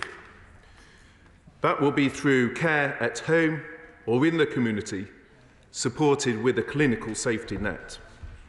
And in addition, this plan sets out how we will adopt best practice within hospitals, learning from those trusts that have displayed the greatest resilience in meeting the heightened pressures this winter. Mr. Speaker, today's announcement on urgent and emergency care does not sit in isolation. It is part of a longer-term improvement plan building on the legislative change enacted last year to better integrate health and social care through the 42 integrated care boards. Those became operational in July last year. This in turn was prioritised for additional funding through the £14.1 billion announced for health and social care in the autumn statement. Now, following the spike in flu cases over Christmas, with inpatient flu case admissions 100 times that of the previous year, and that spike having extremely quickly a 7-fold increase into December, we announced £250 million of immediate funding on the 9th of January for the pressures this winter, giving extra capacity to the emergency departments to tackle those patients fit to leave hospital who were delayed from doing so. Today's plan developed in partnership with NHS England and social care partners, builds on those actions and that investment as they set out to the House earlier this month, as we put in place the more substantive changes required to enable the NHS to have greater resilience this time next year. To do so, this plan involves embracing technology and new ways of working to transform how patients access care before and after being in hospital. That in turn will help break the cycle of emergency departments in particular coming under significant strain in winter. Mr. Speaker, our plan has a number of commitments that are both ambitious and credible. First, we are committed to year-on-year improvement in A&E waiting times. By next March, we want 76% of patients to be seen within 4 hours. In the year after, we will bring waiting times towards pre-pandemic levels. Our second ambition, Mr. Speaker, is to improve ambulance response times, with a specific commitment to bring Category 2 response times, those emergency calls including for heart attacks and strokes, to an average of 30 minutes by next March. And again, in the following year, we will work to bring ambulance response times towards pre-pandemic levels. I'm pleased the College of Paramedics has welcomed the plan, saying, quotes, "It is pleased to see a strong focus in the recovery of those people in the Category 2 cohort. And of course, this will not be the limit of our ambition, but it is vital we get these first steps right and that we're credible as well as ambitious. To put these targets in context, achieving both would represent one of the fastest and largest sustained improvements in the history of the NHS. Underpinning these promises, Mr. Speaker, is one more essential commitment, a commitment to better data and greater transparency. On data, the best performing hospitals have benefited from the introduction of patient control centres to quickly identify blockages in a patient's journey, and e-bed management systems to speed up the availability of beds when they become free. Through this plan, we will prioritise investment in improving system-wide data, both within the integrated care boards and on an individual trust and hospital site basis. This will allow quicker escalation when issues arise and a better system-wide response when individual sites face specific challenges. On greater transparency, for some time, voices across the NHS have called for the number of 12-hour waits from the time of arrival in A&E to be published, something I know the Royal College of Emergency Medicine has long campaigned for, and I can see the Honourable Lady nodding her head. And indeed, there has been criticism, including from the benches opposite, of the government for refusing to provide this transparency. Instead, the data published to date has been a measure of 12 hours from the point of admission and not arrival in A&E. Mr. Speaker, for the commitment to transparency to be meaningful, we must be prepared to publish data even when that transparency will bring challenges. And so today I can inform the House that from April we will publish the number of 12-hour waits from the time of arrival. Dr. Adrian Boyle, President of the Royal College of Emergency Medicine, previously said, and I quote, "The full publication of this data will be an immensely positive step that could be the catalyst for transformation of the urgent and emergency care pathway that should help to improve the quality of care for patients." And I hope it is a transparency that is welcomed across the House. Mr. Speaker, our plan focuses on 5 areas: setting out increased capacity in urgent and emergency care, growing the workforce, speeding up discharge, expanding and better joining up new services in the community, and making it easier for people to access the right care. Action in each area is based on evidence and experience, learning lessons from the pandemic and building on what we know can work. More than that, we're backing our plan with the funds we need, and the government is committed to additional targeted funding to boost capacity in acute services and the wider system. That is why, Mr. Speaker, this package includes £1 billion of dedicated funding to support hospital capacity, building on the £500 million we provided over this winter to support local areas to increase their overall health and social care capacity. Taken together, Mr. Speaker, this plan will cut urgent and emergency care waiting times. It will do so, firstly, by increasing capacity with 800 new ambulances on the road, of which 100 are new specialised mental health ambulances. This comes together with funding to support 5,000 new hospital beds as part of the permanent bed base for next winter. Secondly, by growing and supporting the workforce, and we are on track to deliver on our manifesto commitment to recruit over 50,000 nurses, with over 30,000 recruited since 2019, and the NHS will publish its long-term workforce plan this year. We're also boosting capacity and staff in social care, supported by investment of up to 2.8 billion next year and 4.7 billion the year after. Thirdly, by speeding up discharge of patients who are ready to leave hospital, including freeing up more beds with a full rollout of integrated care transfer hubs, like the kind of successful approach I saw this morning at the University Hospital of North Tees. Fourthly, by expanding and better connecting new services in the community, like joined-up care for the frail elderly. This includes a new fall service, so more elderly people can be treated without needing admission to hospital.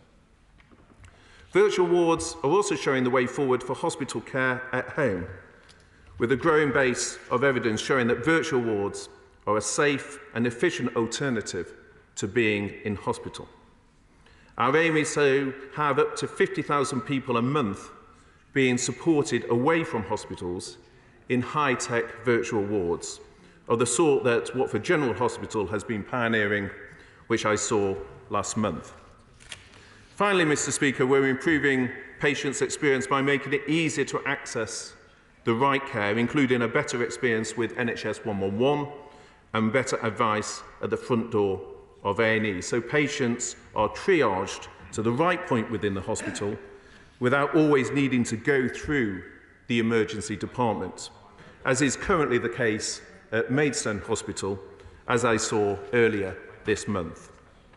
These are just some of the practical improvements already being delivered in a small number of trusts, which through this plan we will adopt more widely across the NHS, and in doing so deliver the greater resilience ahead of next winter. Mr. Speaker, I'm pleased that NHS Providers has welcomed today's plan and that the Royal College of Emergency Medicine has called it, and I quote, a welcome and significant step on the road to recovery. Taken together with all the other vital work happening across health and care, including our plans to cut elective and primary care waiting times, today's plan will enable better care in the community and at home, and for that care to be more integrated with services in hospitals and for existing practice to be more widely adopted. I commend this statement to the House. Shall the Secretary of State, West Streeting? Thank you, Mr. Speaker, and can I thank the Secretary of State for advance sight of his statement. Mr. Speaker, after 13 years of Conservative mismanagement, patients are waiting longer than ever before. Heart attack and stroke victims are waiting more than an hour and a half for an ambulance. 24 hours in A&E isn't just a TV programme, it is the grim reality for far too many patients. 7.2 million people are waiting for NHS treatment. Why?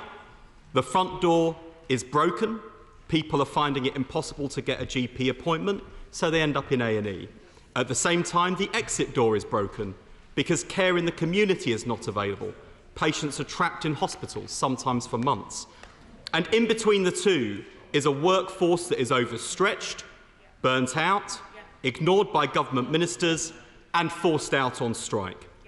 Does this plan even attempt to get patients a GP appointment sooner? No. Does this plan restore district nursing so patients can be cared for in the comfort of their own homes? No. Does this plan see ministers swallowing their pride and entering negotiations with nurses and paramedics? No. And does this plan expand the number of doctors and nurses needed to treat patients on time again? No. The Health Secretary said a lot of things, Mr. Speaker, but he did not say when patients can expect to see a return to safe waiting times. His colleague, the Minister for Social Care, rather let the cat out of the bag this morning. She was asked, and I quote, "Is there any plan at all for when we will get back to 95% of patients in A&E being seen within 4 hours?" She responded, and I'm not joking, her answer was, and I quote, "I can't tell you that." Ridiculous. How can he claim his plan is ambitious and credible? What kind of emergency care plan doesn't even attempt to return waiting times to safe levels? It's a plan that is setting the NHS up to fail right from the start, a plan for managed decline. These targets are not plucked out of thin air. Patients waiting more than 5 hours in A&E are more likely to lose their lives. So are heart attack and stroke victims waiting more than 18 minutes for an ambulance. Sadly, that is exactly what has happened this winter. It is what happened this summer, and it has been going on since before the pandemic began. The 4-hour A&E waiting time target hasn't been met since 2015. The only time the Conservatives have met the 18-minute target for ambulance response times was during lockdown. What's his ambition now? 30 minutes. 30 minutes waiting for a heart attack and stroke victim to receive an ambulance when every second counts. Isn't it the truth that they miss the targets, so they are moving the goalposts, fiddling the figures rather than fixing the crisis? And he boasts that he's pouring more money in, £14 billion, almost as much as his department has wasted on dodgy, unusable PPE. Yet standards are being watered down. So can he explain why patients are paying more in tax but waiting longer for care? Why is it that under the Conservatives we are always paying more but getting less? So what is their answer? I quote again, "There are so many people in hospital who wouldn't need to be there if we could provide quality care at home. Medical science and technology offers a world of possibility for the NHS to transform patient care. Virtual wards allow people to receive hospital care at home." End quotes. Those aren't the Secretary of State's words, Mr. Speaker. That's my party conference speech. He didn't have a plan for the NHS, so he's nicking Labour's. Now, I'm happy for him to adopt Labour's plans, but here is what he missed. You cannot provide good care in the community, in people's homes, or in the hospital without the staff to care for people. That is the supermassive black hole in his plan published today. People. Virtual wards without any staff isn't hospital at home, it is home alone. So where is his plan to restore care in the community? Labour will double the number of district nurses qualifying every year. So can he hurry up and nick that plan too?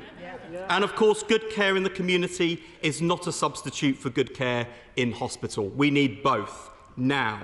So why, in the middle of the biggest crisis in the history of the NHS, with hospitals so obviously short of staff, is his universities minister writing to medical schools to tell them not to train any more doctors? This is ludicrous.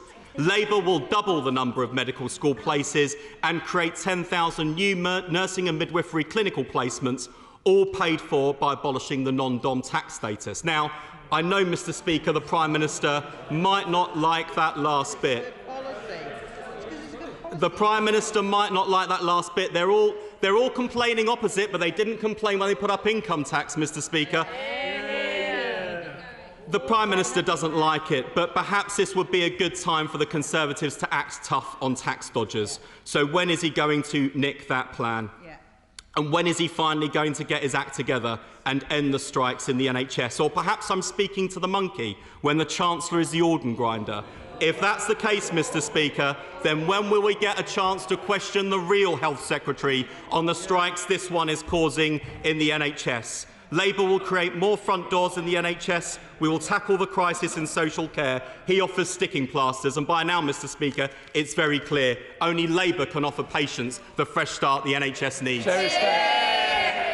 Well, Mr. Speaker, he started off by thanking for advance sight of the statement and then gave a series of remarks that simply ignored what was in the statement. And even his last point just shows how riddled with contradictions the approach from the opposition bench is. He says in interviews that he supports the pay review body process. That is the official position, or at least was. Then he says, no, we should be negotiating individually with the trade unions and disregarding the pay review process. So there's no consistency on that at all. He talks about operational performance. You just had your go. You can hear the answers. He says that it's about operational performance. And I, Mr. Speaker, in my remarks, try to be fair to the fact that actually these are challenges that are shared across the United Kingdom. They're shared globally. He seemed to think that these were just unique to England alone, and yet you only need to look at the fact more than 50,000 people in Wales, notwithstanding it's a smaller population, but more than 50,000 in Wales are waiting over 2 years for their operation, when we cleared that in the summer in England with fewer than 2,000 in that cohort. He talks about workforce, Mr. Speaker, obviously didn't bother to read what we said in the statement. We're on track to deliver our manifesto commitment of over 50,000 nurses. We've got over 30,000 so far. If one just looks compared to last year, Mr. Speaker, 10,500 more nurses in the NHS this year compared to last year. Now, the grown-up position is to recognise, well, the first 5 years we were dealing with the letter that said no money was left. So the first 5 years were indeed... They don't seem to like the response, Mr. Speaker. But the facts speak for themselves. 10,500 more nurses this year than last year. But the grown-up position is to recognise that we have an older population. They have more complex needs. And the consequences of the pandemic are severe. They're severe in England, but they're severe across the United Kingdom, in Wales, in Scotland, and indeed in other countries across the globe. He says that the statement didn't cover the plan for GPs. Well, again, I was clear that this was one of 3 plans. We had the elective plan in the summer, which hit its first milestone. We have the second component today in terms of urgent and emergency care, and we will set out in the coming weeks through the work that my colleague on the front bench is doing, our approach in terms of primary care. And that is the approach that we're taking. We keep country 30 years. We didn't have the pandemic 13 years ago. So, of course, we... Well, I can only surmise, Mr. Speaker, that he didn't quite get his remarks right, which is why he feels the need to keep chuntering now and have a second, a third and a fourth go. But perhaps next time. On ambition, he ignores the fact that we need to balance being ambitious but being realistic, and these metrics are, in the view of NHS England, the fastest sustained improvement in NHS history. So clearly he is at odds with NHS England in those remarks.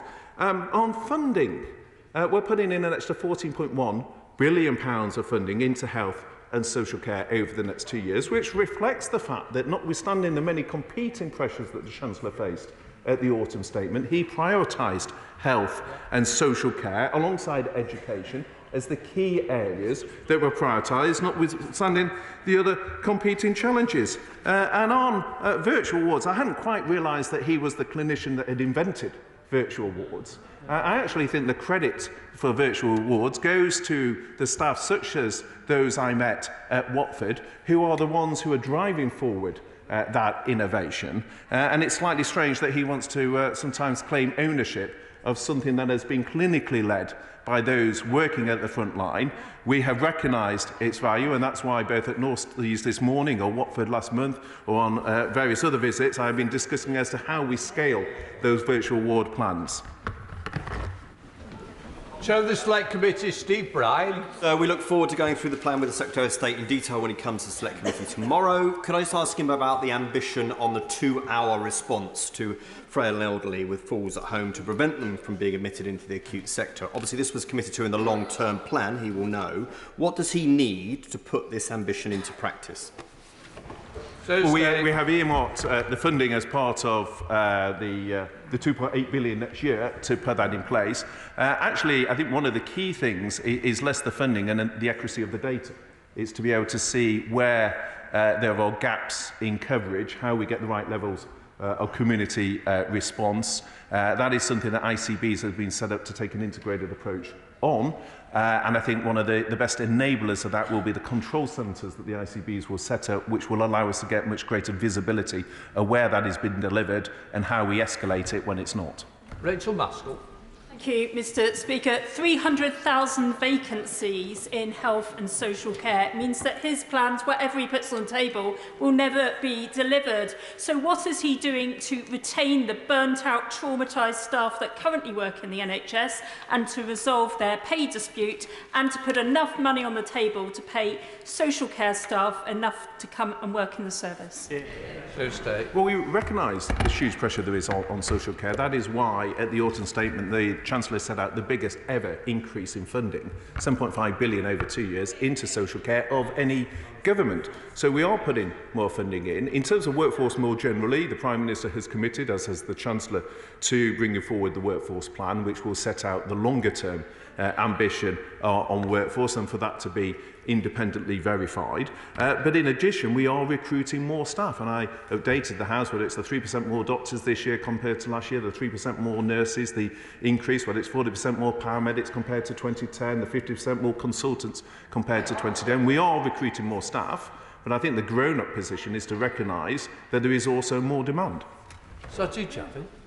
Thank you, Mr. Speaker. I warmly welcome the plan set out by my right honourable friend today. However, he will know that one of the reasons that emergency care faces so much pressure is because successive governments have not focused enough on the prevention agenda. And indeed, last week's news that the government will not be going ahead with individual focus plans on cancer, dementia and mental health has concerned many. So can I ask my right honourable friend just to assure this House that when it comes to the government's new major conditions strategy, that it will be published promptly, it will be comprehensive and significant? Well, I'm very happy, firstly, to give my right honourable friend that assurance. But I can reassure the House that our commitment to the missions through the Office of Life Science, the cancer mission, the dementia mission, is absolutely that commitment is there. He's right, we are bringing that together in one paper because I think we should take a holistic view of our approach. But I absolutely share his ambition in terms of prevention.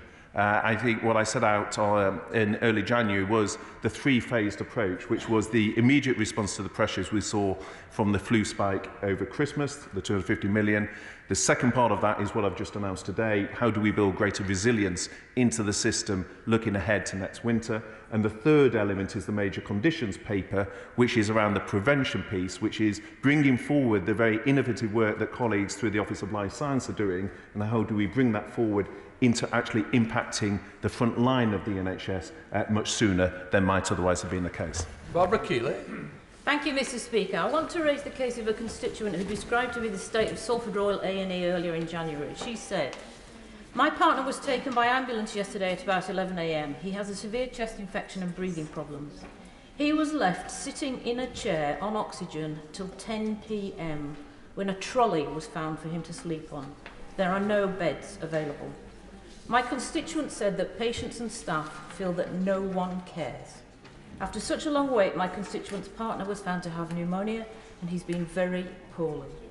Now the Secretary of State is talking about a target of 76% of A&E patients seen within 4 hours by next March. Will the Secretary of State tell me and my constituent why he thinks it is acceptable for patients to wait longer than is safe? Well, firstly, Mr. we are bringing times down. I think the current mean response for C2s is much more in the region of 25 minutes, 26 minutes than what it was over the late December, early January period, because there was, as there was across the UK, a massive spike in flu, and she will have seen exactly the same in the Labour-run NHS in Wales. Over December, there's a 20% increase, for example, in 999 calls, but that is why we need to put in place greater resilience. That is what the plan I've set out to the House does. Sir John Repard. I strongly support the 1 billion for 5,000 additional beds and 800 more ambulances. It's long argued that with a growing population and a growing elderly population, we need more capacity. Is it also possible to take some of the 14 billion additional money also going in to provide even more capacity, because I think we're going to need it? Well, I think what's within my right honourable friend's question is how we get more flow into hospital, because I think the key interaction around bed occupancy is once bed occupancy goes above a certain threshold, then actually that drives inefficiency within hospitals because of the lack of flow. That is why we're putting in the extra capacity. It's also about reducing those going to hospital in the first place and speeding up those who are fit to be discharged so that they can leave sooner. So whereas at the moment someone might, for example, sit on a ward for 3 doses of antibiotics a day, if those antibiotics, one continual dose can be administered through new kit at home, that's a much better patient experience, but it also relieves pressure on the wards. Ezzy Cooper. Mr. Speaker, I welcome the additional transparency on data for 12-hour wait times, because it's only by shining a light that we can see just how bad the problem is. But the targets set out in this plan today are utterly woeful. The Royal College of Emergency Medicine says that we need 13,000 beds. The government is offering 5,000. The percentage of patients that need to be seen within 4 hours should be 95%. The government is aiming for 76%. Heart attack and stroke victims should be seen within 18 minutes, and the government is only aiming for 30. Surely the truth of it is that this woeful lack of ambition means that our emergency care services are themselves on life support, and patients are going to continue to needlessly die for a very long time to come. Well, firstly, can I thank the Honourable Lady for recognising the steps we've taken on transparency. I think that's been an area of challenge, and it is part of my wider commitment to transparency.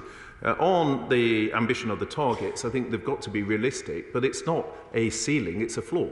It's about saying, how do we set a target that's realistic? Of course, we'll aim to do better than that, but it's about setting something that the system feels is achievable, because that, in turn, gets much more buy-in. On the issue of beds, we are, as my right honourable friend alluded to, increasing the capacity. What it's really about is freeing up those patients who are fit to discharge from hospital, who shouldn't be there, and actually will prefer to be getting care at home. So it's about looking at the end-to-end bed capacity, not simply those within the acute sites. Thank you, Mr. Speaker. And can I welcome my right honourable friend's statement. In the pandemic, the use of local private hospitals, particularly in places like Basingstoke, by the NHS, kept services like cancer care going uninterrupted. Could the NHS be using more private facilities more widely to relieve some of the pressures that my right honourable friend has so eloquently outlined in his statement? Well, my right honourable friend makes a really important point, and what's actually, again, within that is patient choice.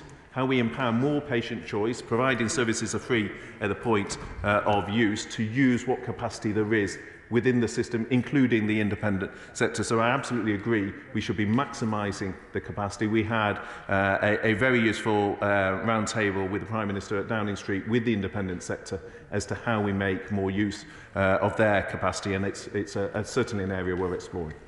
Derek Tway. Thank you, Mr. Speaker. Mr. Speaker, I saw for myself only recently, a few weeks ago, the real crisis in our hospitals when I accompanied a close relative to Wiston Hospital and saw there on the corridors every single space taken up by a bed or a trolley or a chair. And quite frankly, what the staff were doing, the doctors, nurses, support staff, was quite amazing, and deserve all our praise for the hard work they're putting in. But it is shows we're in a sort of bizarre situation when the Secretary of State is lauding the fact that we virtually eliminated 2-year waits. Yes. Now, I do recall that when Labour left office, it was somewhat less than that, an 18-week target, and many people get seen within weeks, in fact, not just months as well. But let me ask the question to the Secretary of State this. He said they're on track to recruit 50,000 new nurses. Can I ask him how many nurses have left the NHS in the last 2 years? Well, firstly, on the recognition of the staff, he's right to recognise the work that staff have been done. And in terms of the family member, again, when I made my statement earlier in January, I recognised there's been huge pressure on the system. We saw those flu numbers in terms of this spike of cases. He also sort of picks up on the point of the 2-year waits. The point I was there is simply contrasting the fact that there has been pressure on services across the United Kingdom, and the 2-year wait is far worse in Wales than it is in England. So if he's making the point in terms of why I'm referencing that, it's because we've cleared it in England, but the pandemic impacts have been there. In terms of recruitment and retention, that is why we're bringing forward the workforce plan to look at that. But the fact is we are recruiting more nurses, but that is also about meeting the demand pressure as well. Simon Jupp. There's no doubt the 5,000 extra beds will help support the NHS to provide the best possible patient care. Community hospitals across East Devon and our Nightingale in Exeter can play their part too. Does my right honourable friend agree that community hospitals can play a key role to help cut waiting lists? I think community hospitals are absolutely key to tackling the issue of delayed discharge. I think community settings have been a bit of a Cinderella in the past. The data on community settings tends to be weaker than it is in other parts of the NHS. And I think alongside domiciliary care and making better use of residential care capacity, the third element is to look in terms of discharge at how we use community step down in a much more constructive way. But I think one of the key issues is to put wraparound services so people don't simply get transferred to the community setting, but that is a staging post before getting to the home, which is where most patients want to be. Jeremy Corbyn. Mr. Speaker, the social care sector is dominated by very dedicated staff who are paid very low wages, very high profits that are made from it, and an insufficiency of spaces. In the money that he's announced, will it go to local authorities? Can it be spent on public provision? And doesn't he think it's time to recognise the internal market and privatisation has sucked money out of health and social care, which could have been spent on patient care and caring for people both in the community and in special facilities? Well, I think one area of his question that I do agree with him is the importance of local authorities. And one of the reasons I'm so keen to use more clarity on data and transparency is I think sometimes there can be a tendency for the local authorities to be blamed for discharge, when often it's factors within the NHS as well that are contributing to some of those who are fit to leave hospital not doing so. In terms of the money allocation, the 2.8 billion is targeted to local authorities.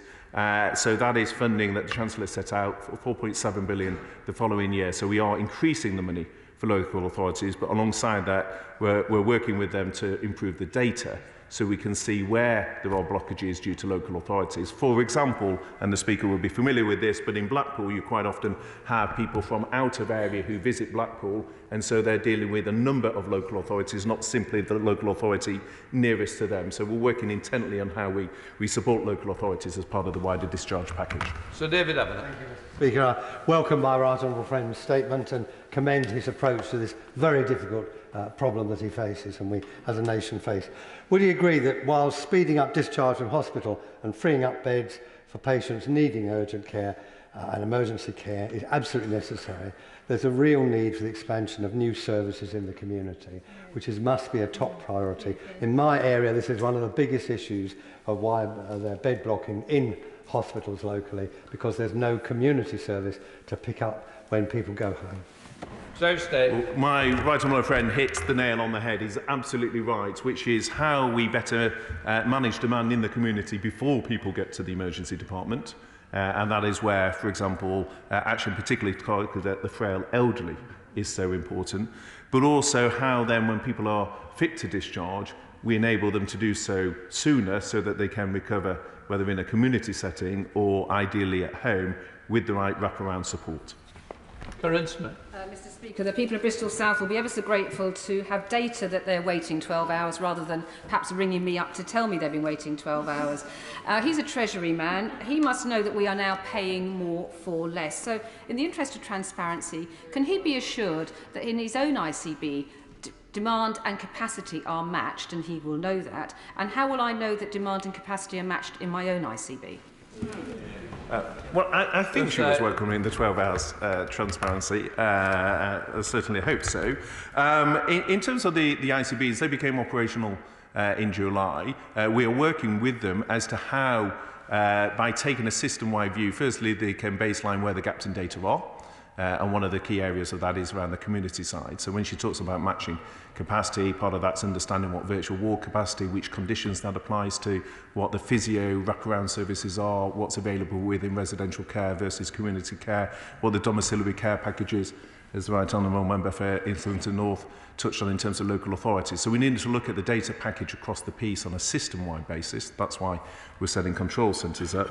And then I'm very keen to make that much more transparent. Because to be blunt, Mr Speaker, as a Secretary of State, you get the transparency anyway when things go wrong. So rather like her, I'd rather have much more transparent data so ICBs themselves can be better held to account. And indeed, that is what the Hewitt review is looking at in terms of that wider transparency piece. Richard Villiers.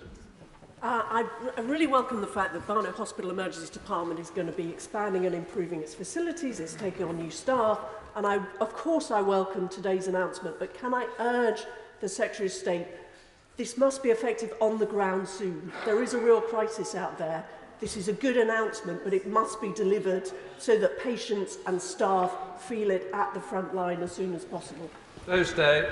I couldn't agree more, and indeed that's why the Prime Minister and I were at North Tees Hospital this morning, where it is effective on the ground. And so what it is about looking at where these measures have been effective at hospitals like North Tees, like Maidstone Hospital, and how we then take that best practice from those hospitals where it is having an effect on the ground, and we do what sometimes has been more difficult within the NHS, which is scale these innovations, get them adopted across the piece. Mr Speaker, but there are 165,000 vacancies in social care. There was nothing in the statement about how the Secretary of State will address that. How will the Secretary of State address that? Better terms and conditions? Well, the way we're dealing with that, Mr Speaker, is through the additional funding put in. So the 500 million for this winter, and it relates to the point a moment ago in terms of what impact on the ground is to give ICBs and local authorities discretion. Some of that 500 million is being spent on workforce, for example, in social care. So there is discretion as to how they spend that. And also in terms of then the funding that will be in place next year, the 2.8 billion of local authority funding and ICB funding that will be in place, and the 4.7 billion the following year. Kevin Foster. Thank you, Mr Speaker. The Secretary of State will be aware that Torbay's demographics, particularly the growth in the numbers aged over 85 who are living to good long ages, but at that age needing at least some level of support from the NHS, is obviously creating demand and putting pressures on our system. With the resources today, what engagement is he planning to have with local ICBs, particularly those who cover areas where the demographics are, shall we say, leading the age and have driven innovation, but will need support in doing so? Well, my honourable friend makes a very important and nuanced point, which is demographic pressure is not evenly spread. It's more concentrated in certain parts of the country than others, and therefore the pressure in terms of ICBs is greater in those areas. So that is why the ministerial team met almost all the ICBs in the run-up to Christmas. We had a series of meetings with chairs and chief execs as part of that discussion. And it's also why we want to bring greater transparency so we can see in terms of right-sizing solutions for the emergency department that those facilities are kept in pace with the increased demand. Senator David. Thank you, Mr Speaker. Mr Speaker, my constituent's 11-month-old son had to wait in A&E last night for 8 hours. They find this extremely unacceptable. The waiting experience in our hospital is like being in a disaster zone, and they're not my words, but the words of my constituent. My constituent went on to explain about parents having to sit on floors and wait for hours to be able to be seen, or their children to be able to be seen by a doctor. So I pressed the Minister, is there a plan to return to the standard of 95% of patients who come to A&E to be seen within 4 hours? Well, as I said in my statement, Mr Speaker, we're not setting out that ambition in this statement because the impact of the pandemic has been so severe. We need to set an ambition which is a target that is ambitious but achievable. And that is what we have done. But I refer to what, for example, the President of the Royal College of Emergency Medicine has said. This plan is a welcome and significant step on the road to recovery, and we're pleased to see it released. It's about taking best practice from those areas that are working and making sure those are socialised across the piece. But in terms of the specific case, obviously that is of concern to hear of those individual cases, which are obviously very traumatic for the families concerned. But that is why we have set out this plan and why we're putting in the extra funding. Sir Julian Lewis. In 2005 to 2006, there was a campaign within the NHS to close many inpatient beds in community hospitals. I was pleased by the Secretary of State's answer to a colleague earlier when he said community hospitals and beds there have a role to play. In that connection, will he consider again the future of the site of the Fenwick Hospital in Lyndhurst in my constituency, where the inpatient beds were closed and now the NHS is proposing to sell off the site? I would have thought that having a site like that and a bit of imagination could result in increased capacity. Well, in terms of the individual decisions, that is what we're encouraging the integrated care boards to take ownership of, rather than trying to make all the decisions centrally from Westminster, that those closer to the ground, closer to the issues, actually are empowered to make the trade-offs, and I'm sure he will want to have those discussions with the Chair and Chief Exec of his ICB. But the wider issue in terms of how we make greater use of community sites, not least given the workforce pressures and the different staffing ratios that those have, is absolutely the way that we help get more people out of hospital who are fit to leave. Mr. Speaker, 10 days ago I shadowed one of the brilliant emergency department consultants at Derriford Hospital who are working their socks off under some very difficult conditions. The additional capacity for beds is welcome, especially because of the structural underfunding and a lack of beds in the southwest. But can I say to the Minister that the doctors and nurses were saying to me they want to slow the flow of people getting to the emergency department in the first place. So can he look again at the mothballed Cavell Centre programme, the Super Health Hub programme, that would have done so much to slow the flow, to deal with collapsing primary care services, and in particular look again at the government's decision to withdraw 41 million from the Super Health Hub from Plymouth. That would have been the national pioneer. That would have shown that this project works and would help our hospitals deal with the crisis they're facing. So State. Well, the substance of the point he makes is absolutely right. How do we slow the flow of people going to emergency departments? And then when people are fit to discharge, how do we accelerate that? So the substance he raises is absolutely valid and the right one. That is what schemes like the Community Service Response, the Falls Service, looking at the likes of the North Tees model in terms of getting more staff into the community support, integrating the health and social care side together. As I said to my right honourable friend a moment ago, in terms of individual sites, those trade-offs are best determined by the ICBs, but I'm very happy with Ministerial colleagues to look at any specific proposals that it has, but it's really for the ICBs to be looking at how they best use their estate. Thanks, Smith. Thank you, Mr. Speaker. I warmly welcome my right honourable friend's clear and credible plan, but when it comes to the uplift of 800 ambulances, which is good news, can I urge him, when it comes to the deployment of those, to look at rural areas first, where the ambulances by definition spend much longer per patient on the road, going in between much more diversity spread out hospitals? Well, I recognise the point he raises, not least as a rural constituency MP myself, and I think talking, as I'm sure he does too, paramedics, probably the principal cause of frustration of late hasn't been the issue of pay, important though that is, but it has been the frustration over long handover times, which has had a particularly damaging impact. I'm very happy to look at any specific issues within his own area, but he's right on the wider point as to the pressures in rural areas. Thank you, Mr. Speaker. When can the people of Warrington and indeed Halton expect to hear about the new hospital campuses, which are much needed by both communities, with sufficient staff to resource them? State. Well, in terms of this statement, Mr. Speaker, it's focused on the urgent and emergency care. Of course, at Health Orals and other occasions, we often discuss the wider capital programme, the increased funding that we're putting into that programme. And I think as part of that, it's also about outcomes, how we get more from that investment in capital. And that is why, through the NHS estate, we're starting to standardise our builds with the Hospital 2.0 programme as the first of those, and we'll be rolling that out more widely to the estate. I'm not familiar with the specific issues in terms of his local site, but I'm very happy to look at that following the statement. Maggie Throop. Mr Speaker, I welcome this recovery plan and my honourable friend's comments on the role that community hospitals have to play in the future. The 16-bed Hopewell ward at Ilton Community Hospital was reopened ahead of this season's winter pressures, but it's due to be decommissioned in the spring.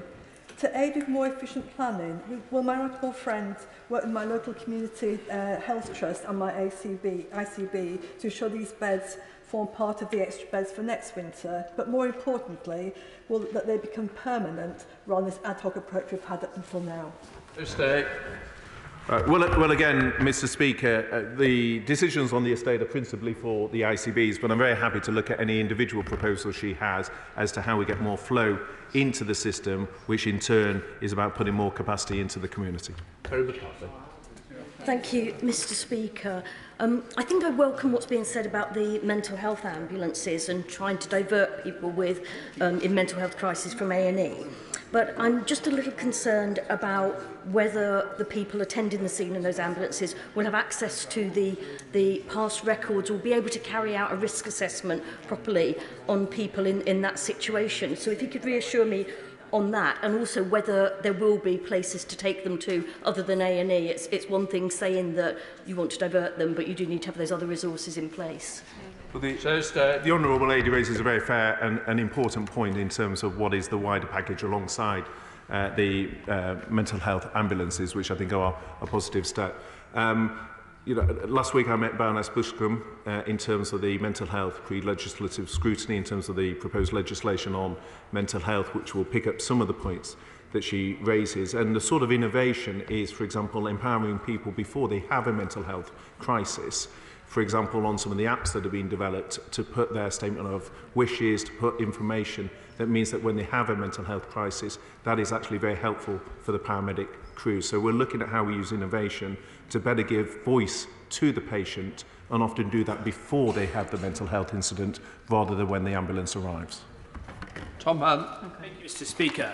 I welcome the announcement today, and I think the key thing is it makes a difference in the short term. The Secretary of State will be aware of plans to build a new A&E department at Ipswich Hospital. The plan is for it to open January 2024. What assessment has been made about the difference that could make in the medium to long term in terms of increasing capacity and improving waiting times? And also, would the Secretary of State be prepared to work with me and Hospitals Trust to potentially even expedite plans so it may even happen slightly before January 2024? Well, in a former role, Mr Speaker, when I was Chief Secretary, I signed off a very significant expansion of A&E facilities, so I hope that reassures my honourable friend in terms of my commitment to putting more capacity into emergency departments, not least because they need a certain level of capacity to be able to put in the same-day access, the triage, the ways of getting flow into the system. In terms of, as I say, the wider site proposal, then clearly the ICB for his area will be wanting to prioritise that. Ellen Morgan. Thank you, Mr Speaker. The urgent care and ambulance crisis has been brewing since autumn 2021 in Shropshire, and it's worsened since then. Last week, a doctor went on the record to say that the emergency department was like a war zone and that she feared that in a fire, not everyone would get out alive. In a 6-week period to the 12th of January, a Category 2 response time in Oswestry area was 2 hours and 10 minutes. So will the Secretary of State acknowledge that in some areas the crisis is worse than others, and will he agree to meet with me and the other MPs representing Shropshire to discuss how we progress Shropshire further along this track to solve the urgent care crisis that is so serious there? I'm very happy to meet with the Honourable Lady and colleagues to discuss further, but I think most people recognise that since the huge pressures from flu over the Christmas period, those flu numbers have come down, but of course there is continued pressure in the system. Sir Robert Butler. Thank you, Mr Speaker. I welcome my right honourable friend's statement. In particular, I welcome the announcement today of over £26 million of funding to expand the emergency department at Great Western Hospital in Swindon. He knows from his previous incarnation that we work together on this issue. It's particularly important not just for the integration of emergency services, but also the freeing up of other space within the hospital to allow for further beds or other clinical interventions. Does my right honourable friend agree that it is this sort of long-term measure that will guarantee future progress in our much-pressed National Health Service? So state. Well, my right honourable friend has been key to securing the funding. I know he has assiduously lobbied myself and ministerial colleagues to make a powerful case on behalf of his constituents. I think he should be very proud with the outcome that reflects his and his parliamentary colleagues' work on this issue. And he's right, and indeed the case he made was around how this frees up capacity in the system, which will result in much better care for patients in Swindon. Tim Farron. Thank you, Mr. Speaker. There is nothing in this plan to address the fact that there are thousands of people now turning up at A&E as a direct result of the fact that they cannot get regular access to an NHS dentist. Last week, another Cumbrian dental practice in Grange-over-Sands wrote to all of its 5,800 patients to say they had been forced to quit the NHS too. There is now not a single NHS dental place anywhere in Cumbria available. So what will he do to fix an NHS dentistry crisis that leaves a family of 4 having to cough up an extra £1,000 a year during a cost of living crisis to get access to dental care they've already paid for through their taxes? State. Well, I address this point, Mr. Speaker, in that we are bringing forward the third component of our 3 plans, the elective recovery plan, which I spoke about earlier, today's announcement on the urgent and emergency care recovery plan, and the third element will be the primary care recovery plan. And of course, alongside the work that we're doing on dentistry, it's also about access to services, both dentistry and in terms of A&E, and that comes together in things like the 111 and how we review that, and also the NHS app. So it's looking at the front door, how we better manage demand, and that demand for dentistry is both through NHS dentistry, but it also often manifests itself at A&E, with a lot of patients going forward for dentistry at A&E as well. Anna Firth. Thank you, Mr. Speaker. I warmly welcome my right honourable friend's plan this afternoon, in particular his focus on increasing capacity in urgent and emergency departments. I particularly welcome the government's recent investment of £8 million to reconfigure the A&E at my hospital in Southend. Would you agree this will increase not just the capacity but the quality of the urgent and emergency care on offer in Southend? Well, I commend my honourable friend for her assiduous campaigning on behalf of her constituency in Southend, through which she has played a key role in securing the extra £8 million of funding, and she is right that that will make a material difference both to flow and capacity within the hospital and through that to the overall standard of patient care. Jim Shannon.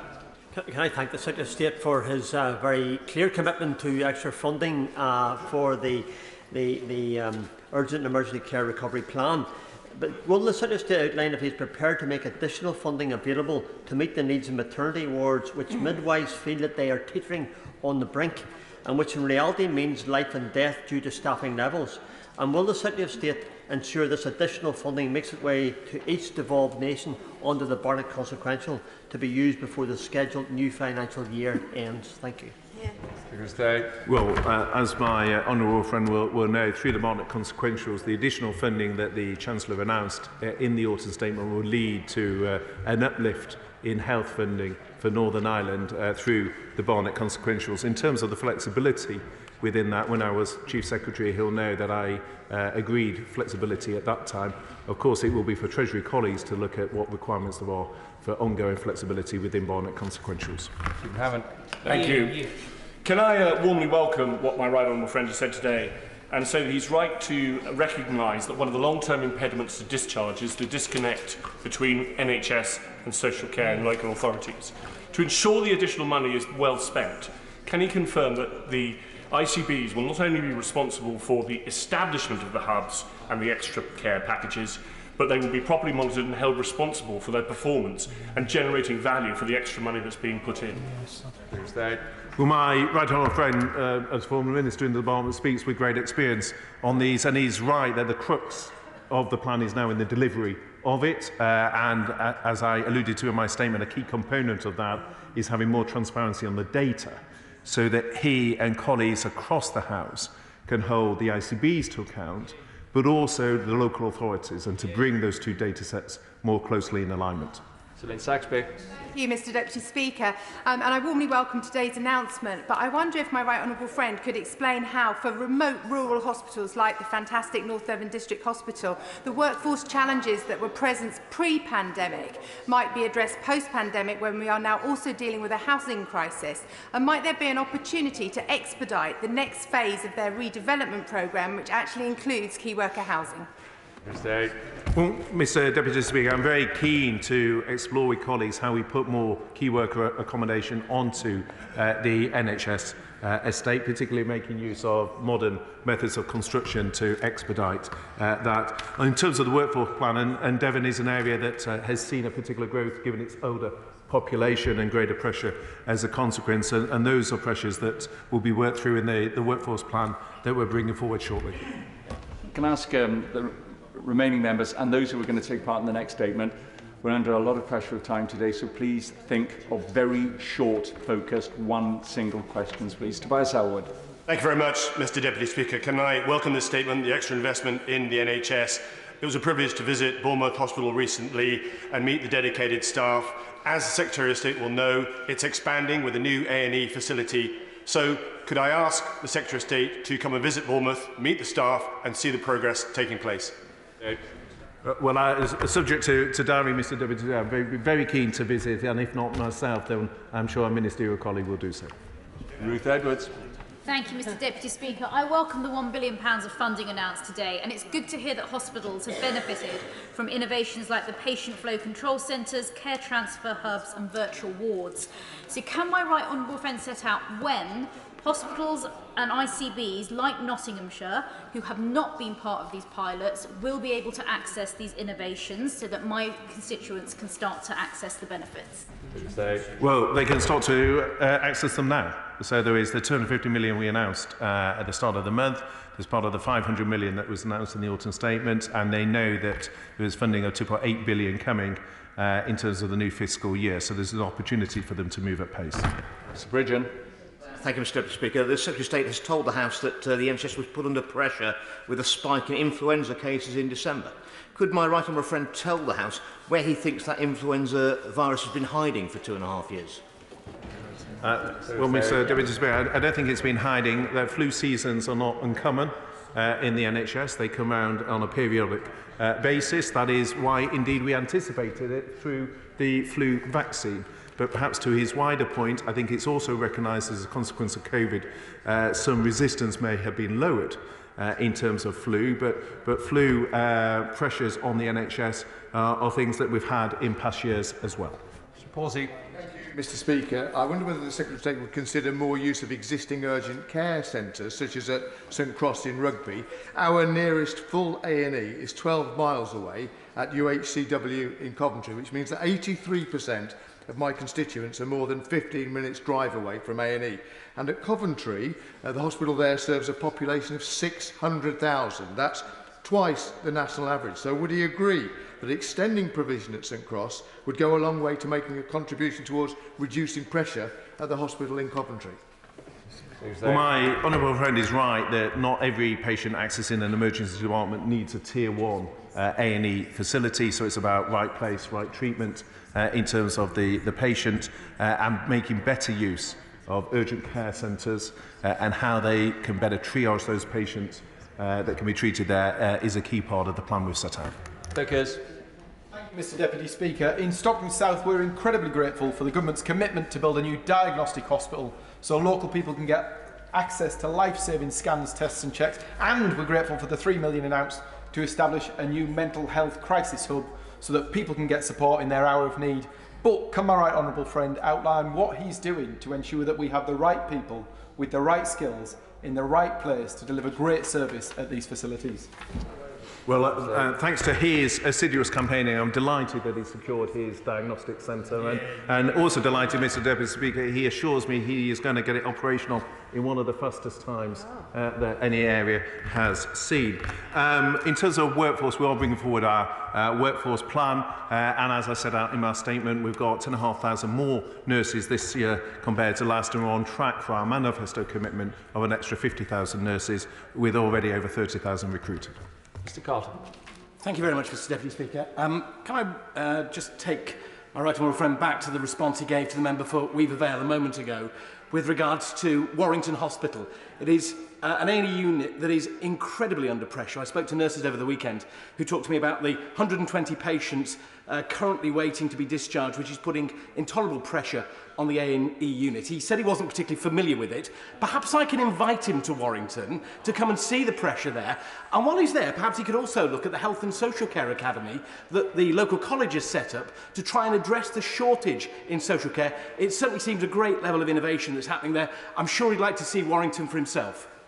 Well, Mr. David, what may be the last question, he gives me a beautiful opportunity to correct a early answer, because I was just placing the honourable member's constituency. He knows I'm familiar with it, because I remember calling him about 10:30 one evening to discuss his A&E when there were some particular issues that had come to the attention of the media. So I am very familiar with the pressures on his hospital. I was just placing the honourable gentleman's constituency vis-à-vis my neighbours. So clarified on place, I am familiar with the fact it is under pressure, and I know the Minister of State is due to visit, and I'm sure she will look forward to meeting both members when she does so.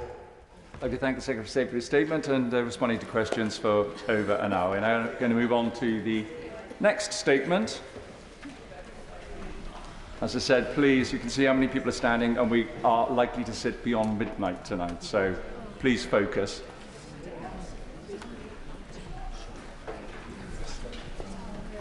Michael Gove. Thank you very much, Mr. Deputy Speaker. And with your permission, I should like to make a statement which allows me to update the House on the Government's progress in making buildings safe. It's a basic requirement of any civilised society that people should feel safe in their own homes. But for too many people, for far too long, that has not been the case. As I've said before, so I say again today, this has been a collective failure. Those in government who made the rules did not make them clear enough. Those who built our homes did not build them well enough. Those who made the materials which contributed to the construction of these homes often made them unsafe, at times knowingly. And those who were to check the work that was undertaken didn't always check thoroughly enough. And of course, those who own the buildings have sometimes managed them so poorly that people have been left unsafe, and too many of these owners have still shirked their obligations to make people safe. The only party to this crisis which does not share in the responsibility are the blameless leaseholders and the tenants who live in these buildings. That's why it's right that this Parliament protected these leaseholders through the Building Safety Act and apportioned financial responsibility more fairly. And we continue to work to make sure that those who bear the blame for this crisis also shoulder the burden of putting the situation right. And Mr. Deputy Speaker, we have made significant progress. Those who put unsafe material on people's homes must now pay, instead of the innocent residents living in them. Leaseholders need no longer fear financial ruin simply to make their homes safe. And the major mortgage lenders, thanks to their confidence in our new approach, will now lend on properties that are covered by the leaseholder protections in the Building Safety Act.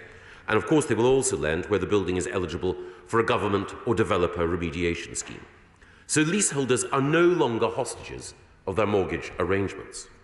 We have also reopened and turbocharged the Building Safety Fund for new applications, and we're piloting our Medium Rise Fund, paid for from a levy on developers, to ensure that dangerous cladding will be removed. Leaseholders can rest assured that their buildings will be made safe. And where remediation is required and building owners are sitting on their hands, even when money is being provided by the government, we will use powers under the Act to force the owners to fix their unsafe buildings. There should be no doubt there will be significant consequences for those who fail to comply with their legal obligations. Leaseholders should know the law is on their side, and today we make further progress on delivery. In April last year, I announced that the largest house builders had signed a pledge committing to fix all life-critical fire safety issues, internal and external, in buildings over 11 metres, which they had a role in developing or refurbishing in England. Developers also committed to reimburse the taxpayer where that work has already been done and subsidised by the taxpayer. In the summer, my department published the draft contract that will bind developers to honour that pledge.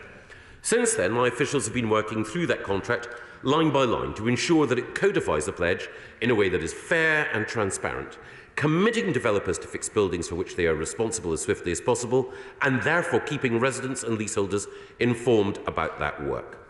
I'm grateful to all of the developers who work with us and to the Home Builders Federation and, of course, their chairman, Stuart Paisley, who've worked so hard in order to make sure that this contract can deliver.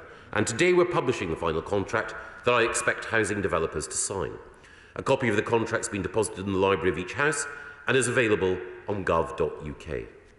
Let me be clear.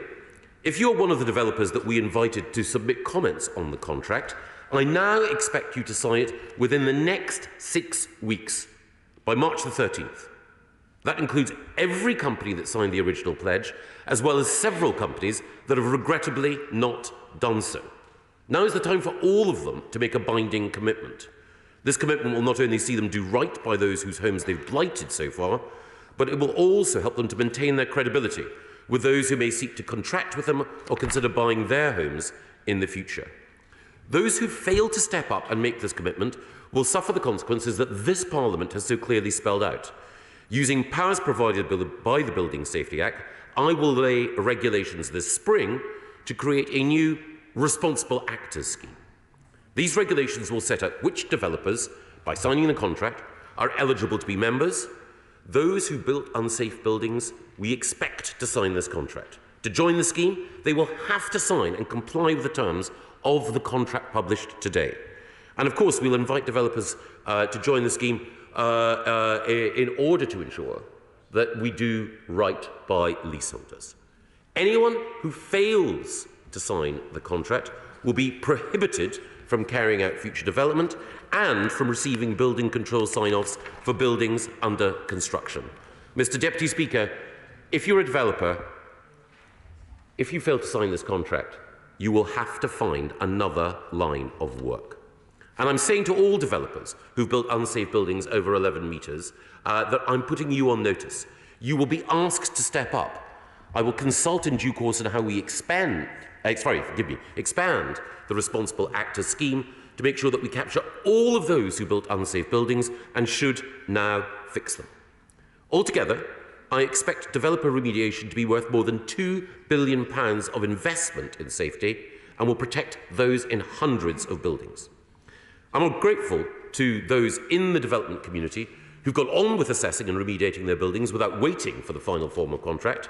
I welcome their constructive engagement, but all developers should recognise that in signing this contract, they take a big step towards restoring confidence in the construction sector and providing much needed certainty to all concerned.